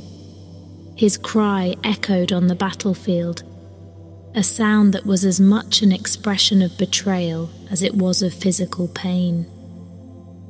The invincible hero of the Greeks fell, his body convulsing in shock and agony. His compatriots rushed to his aid, their faces reflecting the horror of what had unfolded before their eyes.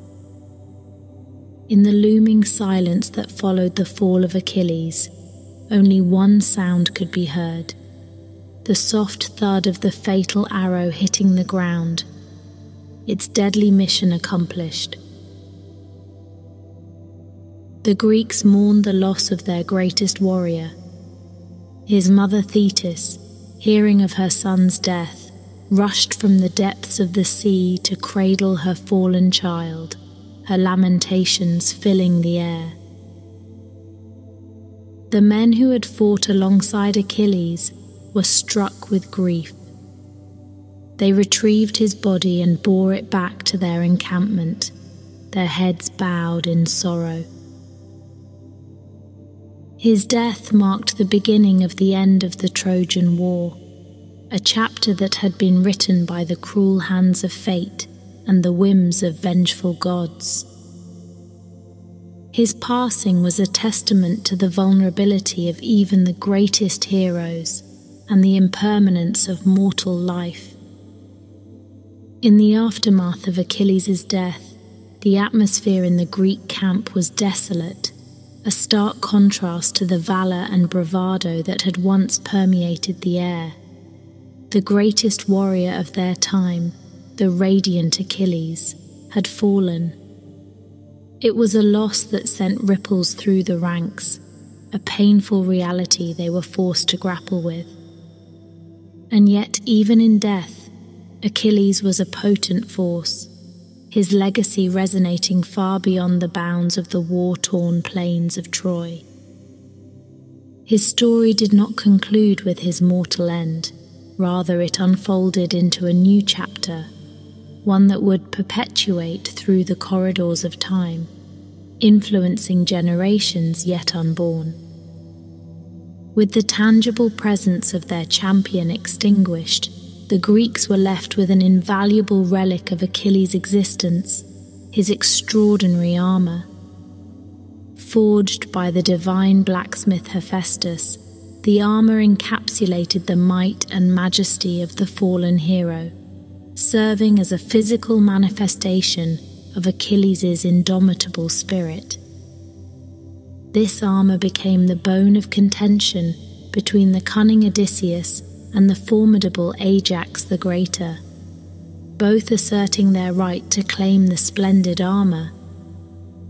Ultimately, it was the eloquent argument of Odysseus that won the day, and with it, the armor of Achilles. This episode laid the foundation of Odysseus's own legend, while marking an important facet of Achilles' posthumous influence. Tragically, the denied claim to the armor led Ajax to his own self-destruction, proving that even in death, Achilles was a determining force in the fates of heroes. Simultaneously, Achilles' death marked the inevitable downfall of Troy. The warrior's passing proved a grim precursor to the city's ruin, his avenging spirit demanding and ensuring its final decimation. Even the mighty walls of Troy, once deemed impenetrable, could not withstand the reverberations of Achilles' wrathful legacy. The Greeks, once critical of Achilles' wrath, mourned the loss of their most formidable warrior. Even the heavens seemed to share in their sorrow, the usually vibrant sunset muted into a dull grey.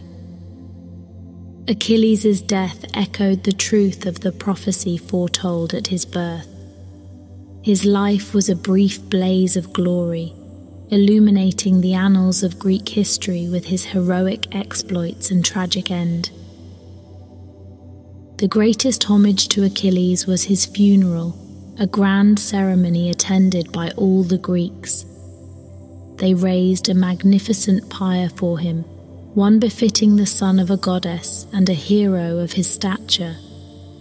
Upon this pyre, Achilles' mortal remains were cremated, his body reunited with the fire of his spirit.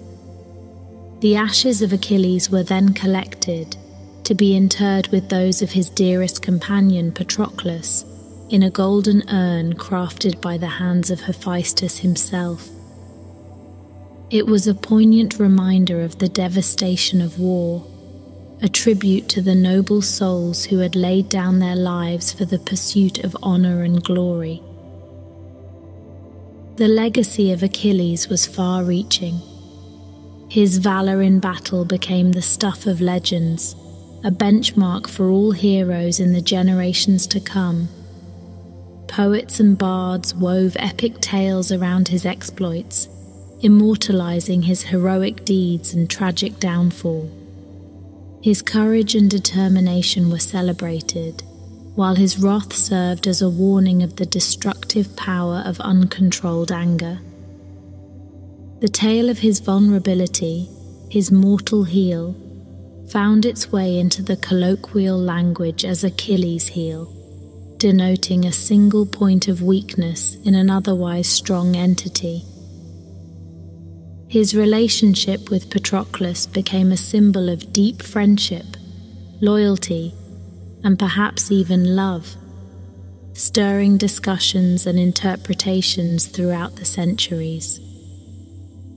Achilles' life, though marred by violence and grief, was a testament to the quintessential hero's journey, a narrative of challenge, conflict, and resolution. His tragic story was a reminder of the thin line between heroism and hubris, between glory and devastation. Beyond the war and the tragedy, the essence of Achilles' story lay in his humanity. His wrath, pride, loyalty, and compassion marked him as much more than a warrior. He was a complex embodiment of human virtues and vices, a man caught in the cruel game of the gods. The life of Achilles was indeed brief, but his legacy was eternal. His name lived on, his deeds resonating in the hearts and minds of generations. He became a permanent fixture in the pantheon of heroes, an enduring symbol of heroic struggle, personal integrity, and tragic downfall. Achilles, the invincible warrior, was also the man with a fatal flaw. The hero who fought with unparalleled fury was the same who wept for his fallen friend. The avenger who disrespected his foe's corpse was also the man who sympathetically returned the body when confronted with a father's grief. Achilles' tale transcended the simplistic dichotomy of good and evil, delving into the complex interplay of honor, duty, wrath, and compassion. His story was not merely a tale of war, but a saga of humanity in its rawest form. It forced one to reckon with their own vulnerabilities, just as Achilles had done with his. In death, Achilles achieved the immortal glory he had been promised. His life, woven into the fabric of mythology and history, became a testament to his might, a symbol of his courage, and a mirror to his human frailty. He was no longer just the son of Peleus and Thetis. He was Achilles, the greatest Greek warrior, a hero remembered and revered, a man who had truly become a legend.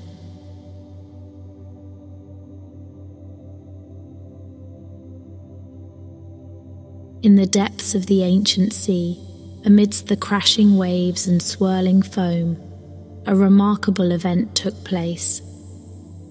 From the frothy crests emerged a radiant figure, a goddess unlike any other. She was Aphrodite, the embodiment of love and beauty. With flowing golden hair cascading down her ethereal form and eyes sparkling like the clearest sapphires, she possessed a captivating allure that entranced all who beheld her. But beneath her mesmerizing exterior lay a profound yearning within Aphrodite. Despite her unmatched beauty, she longed for a deeper connection, a love that transcended mere admiration. She craved a profound and passionate bond that would fill the void within her immortal heart. Aphrodite's restless spirit led her to seek out her mischievous son, Eros. Eros, known also as Cupid, was a cherubic figure, wielding a golden bow and arrows capable of inducing uncontrollable desire. He delighted in spreading love and stirring the hearts of gods and mortals alike. As Aphrodite approached her son, her voice trembled with anticipation. "Eros," she called, her melodious voice carrying on the sea breeze. "I have a request of you, my dear son. I ask that you shoot me with your golden arrow, that I may know the depths of love's intoxicating power." Eros, ever the playful spirit, grinned mischievously. He gazed upon his mother, her beauty radiant and unparalleled, and he agreed to her request.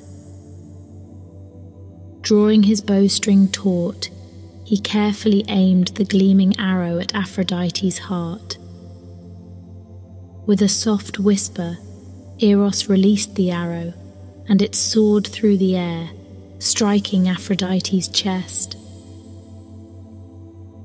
In that instant, an overwhelming surge of emotion consumed the goddess.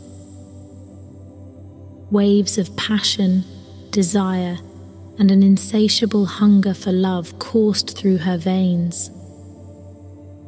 Aphrodite's immortal heart beat with an intensity it had never known before.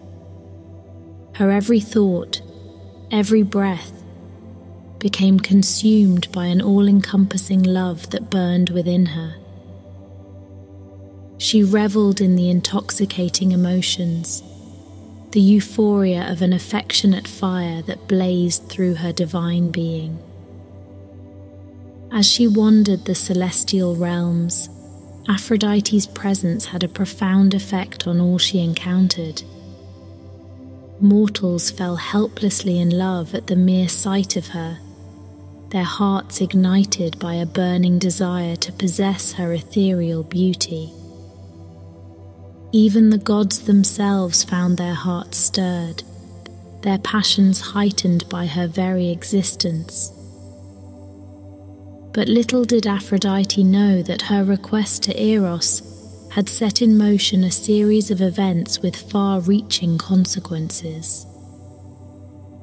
For within Eros's quiver of arrows lay one more, a leaden dart capable of instilling feelings of repulsion and disdain. Unbeknownst to Aphrodite, Eros, in his youthful exuberance, had accidentally dropped this lead arrow amidst the golden ones, and fate would soon guide this arrow into the life of a mortal named Psyche. Psyche, a mere mortal, possessed a beauty that rivaled even that of Aphrodite herself. Her golden locks cascaded in gentle waves, framing a face so exquisite it seemed sculpted by the gods themselves. Admirers from far and wide flocked to catch a glimpse of her radiant visage, only to find themselves overwhelmed by a sense of unworthiness in her presence. However, the lead arrow's touch transformed the hearts of those who beheld Psyche.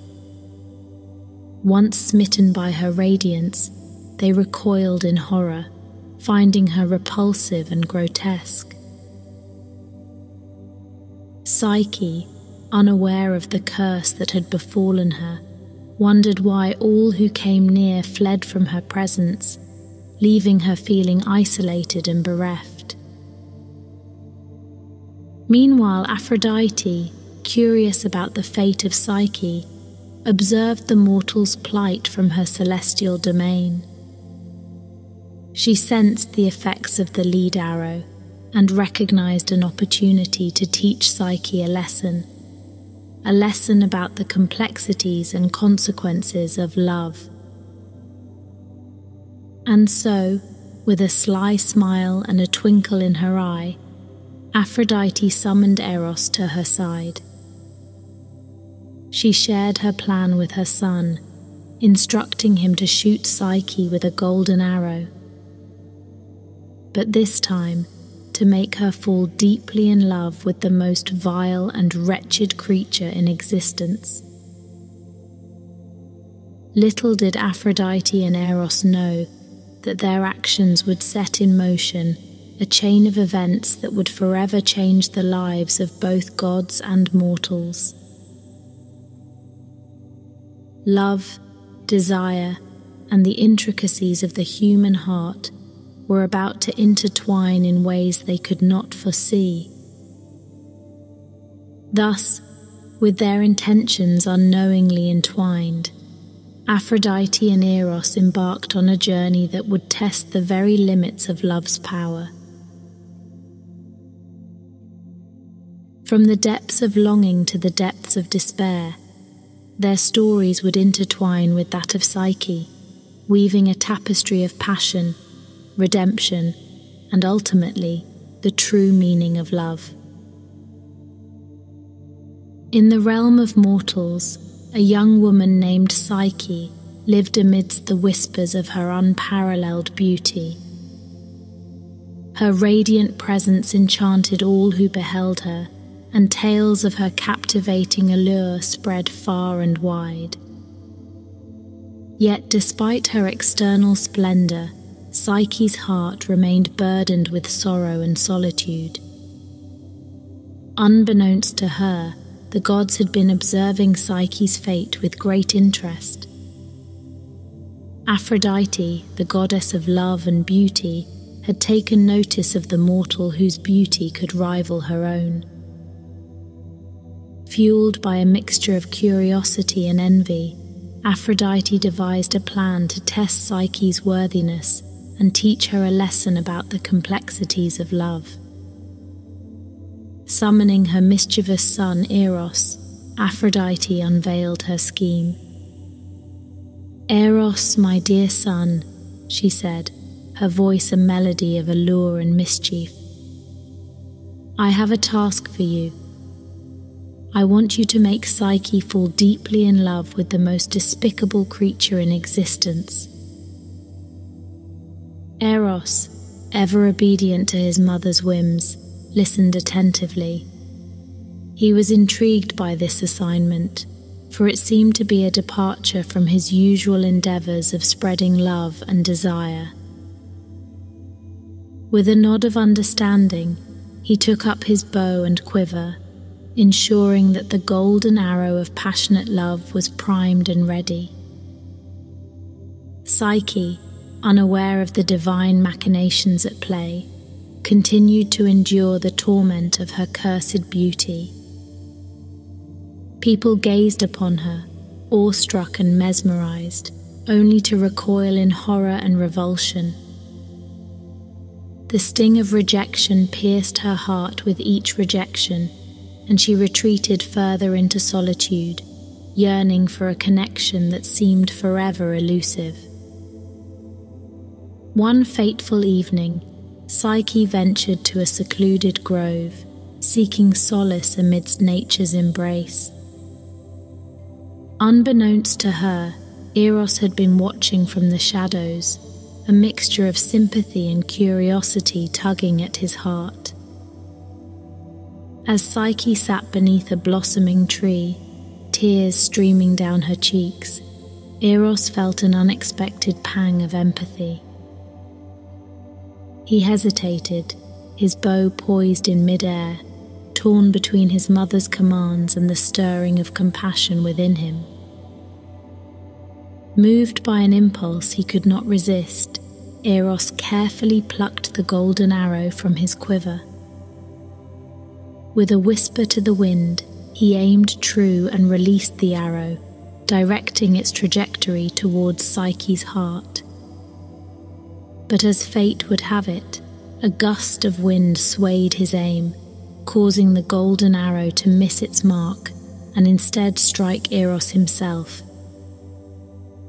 In an instant, Eros was overcome by an overwhelming surge of emotion, an intense and passionate love that he had never experienced before. The arrow's enchantment transformed his perception, and his heart became irrevocably intertwined with that of Psyche's.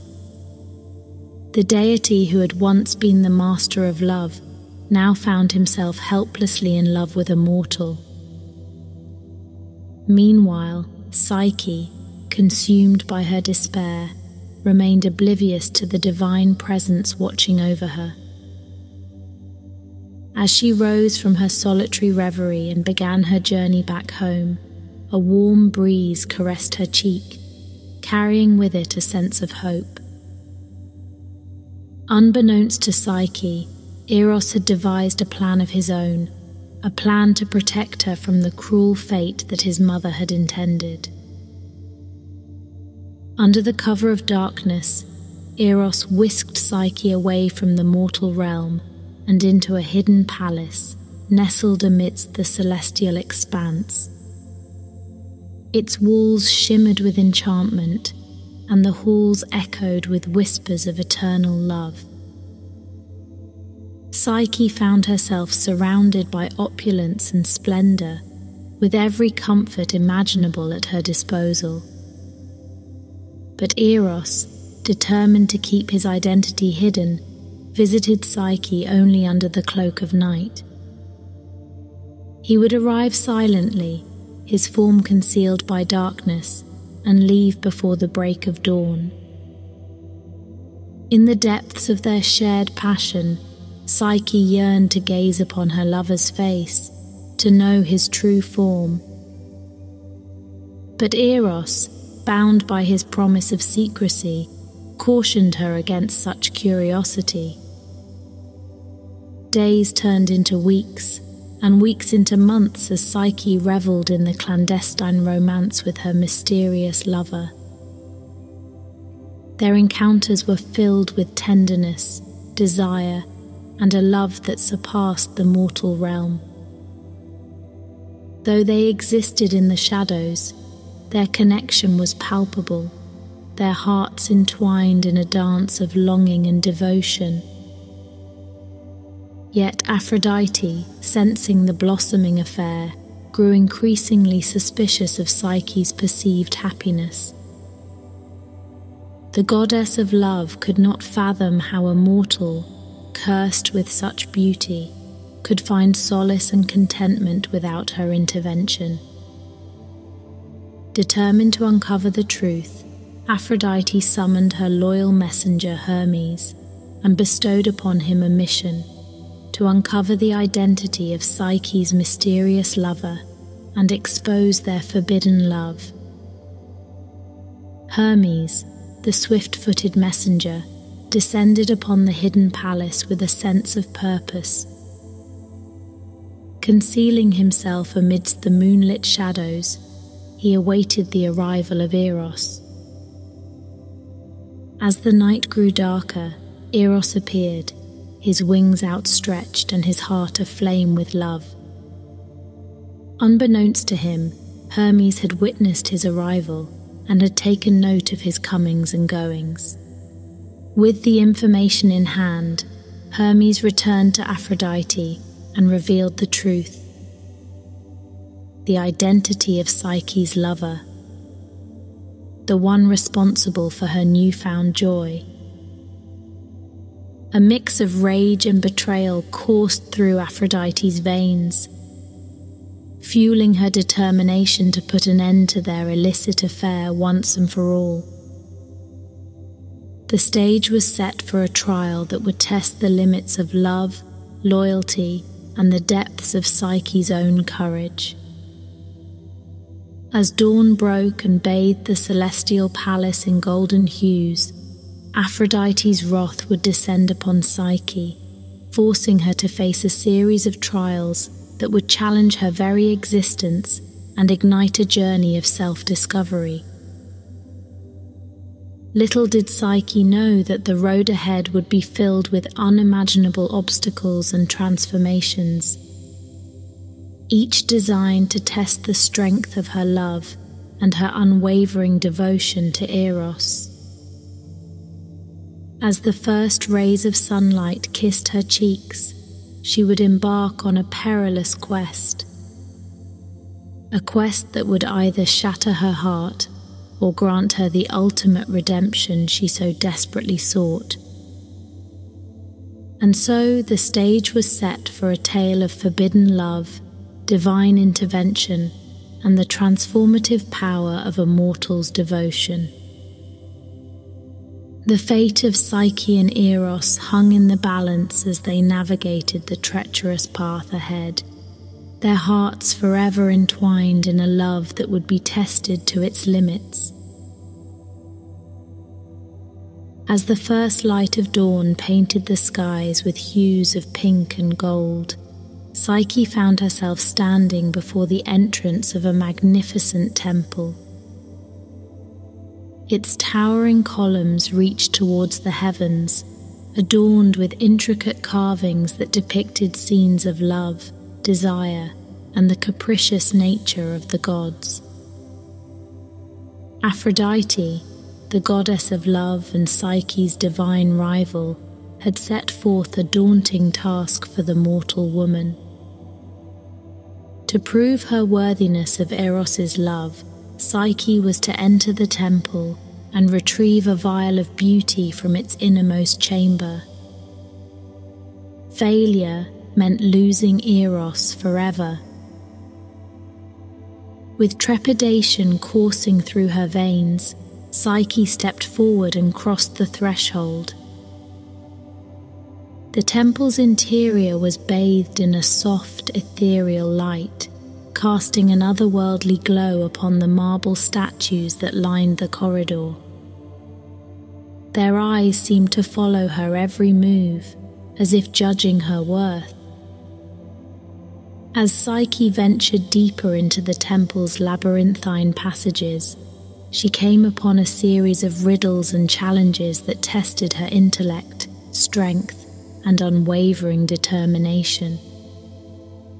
She solved intricate puzzles, evaded hidden traps, and navigated treacherous paths, all fueled by the singular desire to prove her love and worthiness to Eros. Time seemed to blur as Psyche faced each trial with unwavering resolve. She overcame tests of logic and wit, displaying a resourcefulness that surprised even herself. As she triumphed over the final obstacle, a concealed door swung open, revealing the innermost chamber of the temple. In the heart of the chamber, resting upon an ornate pedestal, lay the vial of beauty. Its radiance dazzled Psyche, its contents shimmering with a mesmerizing allure. Psyche approached the vial, her heart racing with a mixture of excitement and trepidation. Just as her hand reached out to grasp the vial, a voice echoed through the chamber, reverberating with a melodic yet haunting tone. "Psyche," the voice intoned, "your journey does not end here.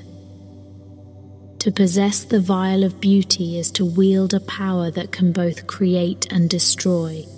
Choose wisely, for your decision will shape your destiny." Psyche paused, her hand suspended in mid-air, as the weight of the choice before her settled upon her shoulders. In that moment, she realized that true beauty lay not in external appearances, but in the purity of one's heart and intentions. With a determined resolve, she stepped away from the vial, leaving it untouched upon the pedestal. In that act of defiance, Psyche demonstrated her wisdom and humility. She understood that beauty, while captivating, was fleeting and superficial. It was the depth of love and the purity of one's soul that truly mattered. And so, she chose a different path, one that would lead her back to Eros, not as a possessor of beauty, but as a bearer of true love and understanding. As Psyche retraced her steps, leaving the temple behind, a sense of anticipation filled the air. She knew that her journey was far from over, but she no longer feared the trials that awaited her. With newfound strength and clarity, she embraced the challenges ahead, fueled by a love that burned brighter than ever. Returning to the celestial palace, Psyche's heart swelled with anticipation as she sought out Eros. The palace, once a haven of secrecy, now bore witness to her transformation. She longed to gaze into his eyes, to share the depth of her love and the wisdom she had gained through her trials. Eros, too, yearned for their reunion. His heart had never ceased to ache in Psyche's absence. The arrow's enchantment had bound them together, and he yearned to hold her, to assure her that their love was worth any sacrifice. Finally, as dusk fell and the stars emerged in the darkened sky, Eros appeared before Psyche. The divine light that radiated from his being filled the room, casting a warm glow upon them both. In that moment, time stood still as their eyes locked, their souls intertwining in a symphony of love and understanding. "Psyche," Eros whispered, his voice filled with a mixture of relief and longing. "You have returned to me, unbroken and more radiant than ever." Tears of joy streamed down Psyche's face as she reached out to touch his cheek, her hand trembling with emotion. "Eros, my love," she whispered, her voice filled with an unwavering conviction. "I have learned the true meaning of love, its complexities, its sacrifices, and its infinite capacity to transform." Eros nodded, his heart swelling with pride and admiration. In Psyche, he saw a reflection of his own growth and the depth of her devotion. They had emerged from their respective trials, stronger and more enlightened, their love now tempered by wisdom and understanding. In the embrace of their reunion, Eros and Psyche embarked on a new chapter of their intertwined destinies. The trials that had sought to tear them apart had only served to strengthen their bond, cementing their love as an eternal flame that would endure throughout the ages. And so, as the celestial bodies danced in the heavens above, the divine and mortal realms converged, united by the power of love's triumph over adversity. Eros and Psyche's journey was far from over, but together they were unstoppable, a testament to the enduring power of love and the resilience of the human spirit. Eros and Psyche stood hand in hand, their love radiating like a beacon of light in the celestial palace. Their reunion marked a turning point in their intertwined destinies, but there was still one formidable obstacle that remained: a confrontation with Aphrodite, the goddess whose wrath and jealousy had set this tumultuous journey in motion. Word of Psyche's return reached the ears of Aphrodite, who seethed with fury and a desire for retribution. The goddess could not bear the thought of a mortal woman defying her will and capturing the heart of her beloved son. Determined to extinguish Psyche's happiness once and for all, she summoned her divine power and descended upon the celestial palace. Aphrodite's presence filled the air with an icy chill, her ethereal beauty juxtaposed by a burning rage that emanated from her every pore. As she confronted Eros and Psyche, her voice echoed through the halls, filled with a potent mix of scorn and vindictiveness. "So you dare to challenge me, mortal?" Aphrodite's voice boomed, reverberating through the celestial realm. "You believe your love for my son is strong enough to withstand my wrath? Prepare to be proven wrong." Eros stood defiantly beside Psyche, his love shielding her from the brunt of his mother's wrath. "Mother," he spoke with a mixture of determination and sorrow, "I implore you to reconsider. Psyche has proven her worthiness through her trials and her unwavering devotion. Our love is not a threat to you, but a testament to the power of love itself." Aphrodite's gaze hardened as she glared at the defiant couple. "You think your mortal love can stand against the might of a goddess? You are naive, Eros. Love is a fleeting emotion, a mere illusion. I shall show you the consequences of your defiance." With a flick of her wrist, Aphrodite summoned forth a tempest, a swirling vortex of wind and fury that threatened to tear the celestial palace apart.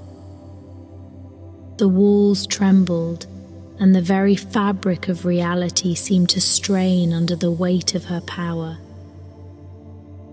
But Psyche, bolstered by her newfound strength and the love that bound her to Eros, refused to cower in the face of Aphrodite's wrath.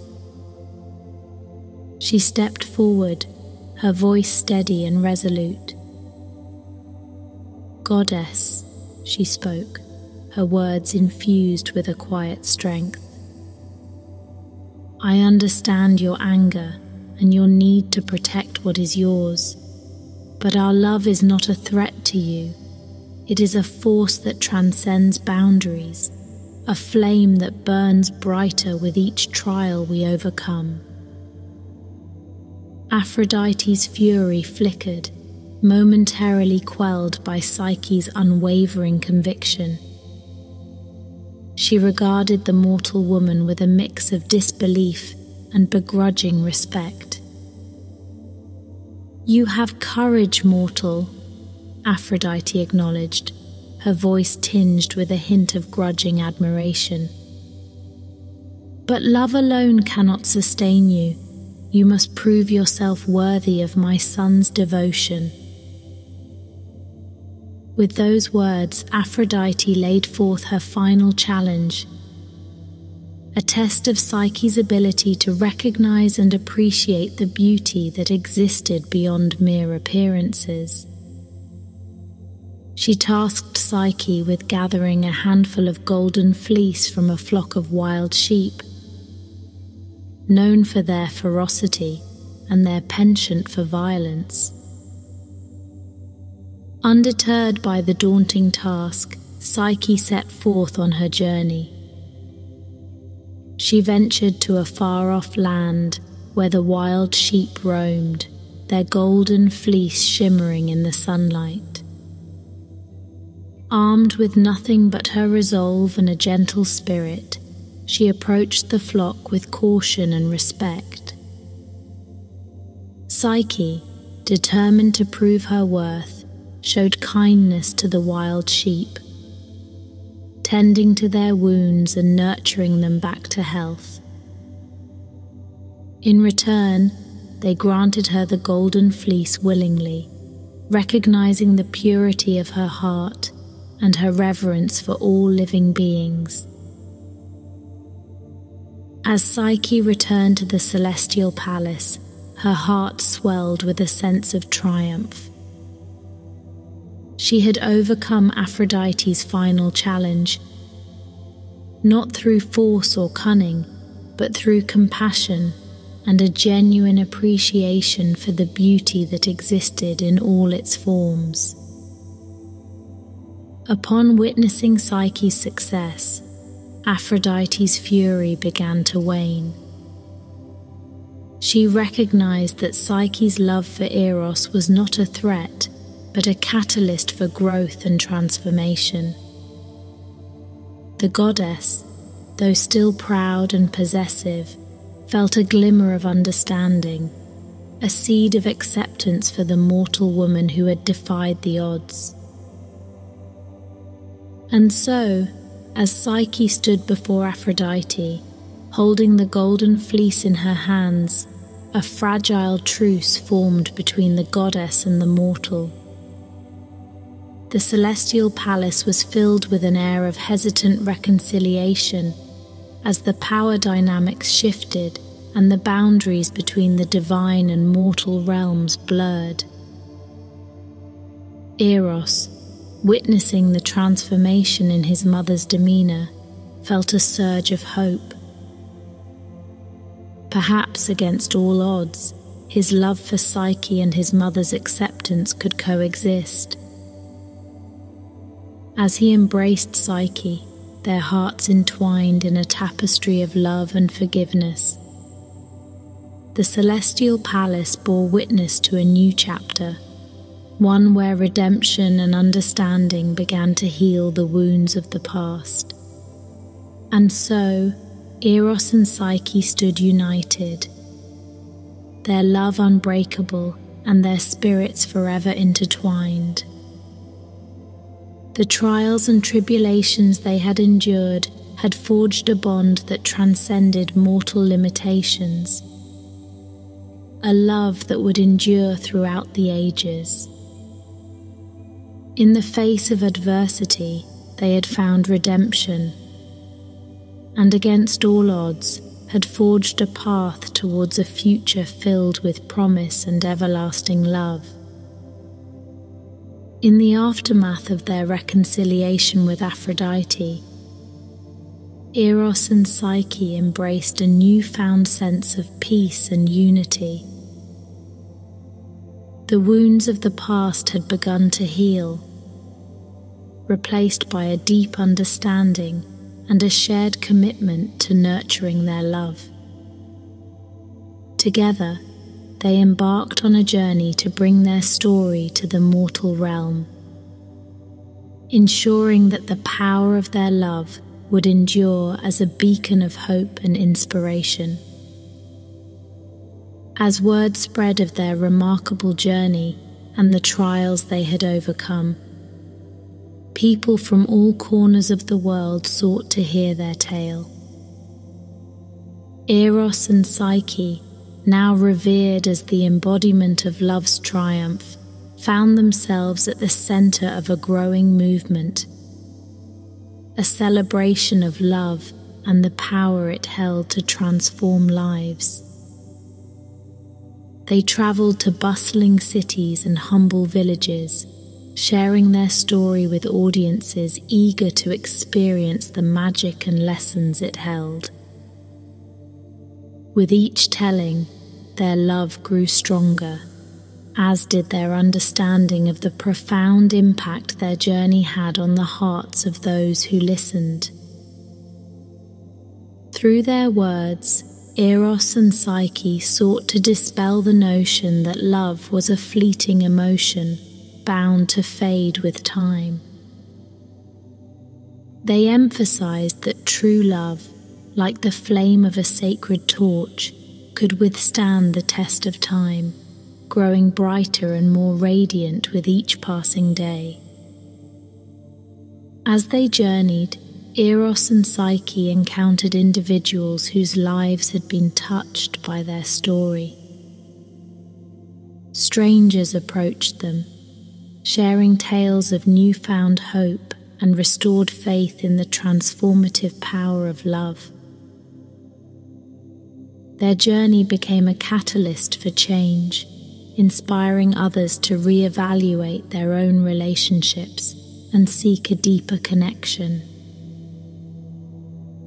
One evening, as they sat beneath the stars on a grassy hill, Psyche turned to Eros, her eyes brimming with gratitude and awe. "Eros," she whispered, her voice carrying a mixture of wonder and contentment. "Look at what we have become, a vessel of love's teachings, illuminating the path for others." Eros smiled, his gaze fixed on the horizon where the sun began its descent. "Our love has not only changed our own lives, Psyche, but it has touched the lives of countless others. It has reminded humanity of the beauty and power that lies within their hearts." As the days turned into months and the months into years, Eros and Psyche continued to travel, spreading their message of love and unity. Their journey took them to distant lands, where they encountered diverse cultures and witnessed the myriad expressions of love that existed in the world. In their travels, they encountered individuals who had lost faith in love, scarred by past hurts and betrayals. With compassion and understanding, Eros and Psyche shared their own story as a testament to the transformative nature of love. a reminder that even in the darkest of times, love had the power to heal and restore. Through their words and actions, Eros and Psyche guided others to embrace vulnerability, to let go of fear, and to open their hearts to the possibility of a love that transcended the boundaries of time and space. They encouraged individuals to seek connections built on trust, kindness, and empathy, emphasizing that love was not a destination, but a journey of growth and discovery. As their journey neared its completion, Eros and Psyche found solace in the knowledge that their love would continue to inspire future generations. Their story became a legend, a timeless tale of love's triumph over adversity, cherished by those who longed for a love that would stand the test of time. And so, as they stood atop a cliff overlooking a vast expanse of ocean, Eros and Psyche clasped hands, their hearts overflowing with gratitude for the journey they had shared. In the distance, a radiant sunset painted the sky in hues of orange and gold, casting a warm glow upon their faces. With one final gaze into each other's eyes, Eros and Psyche took a step forward, their love guiding them into the unknown. Together they embraced the eternal embrace of their love, knowing that their story would endure, whispered in the hearts of lovers for generations to come. As the sun dipped below the horizon, its fading light kissed the world goodnight, leaving behind a legacy of love, a testament to the enduring power of Eros and Psyche's immortal bond.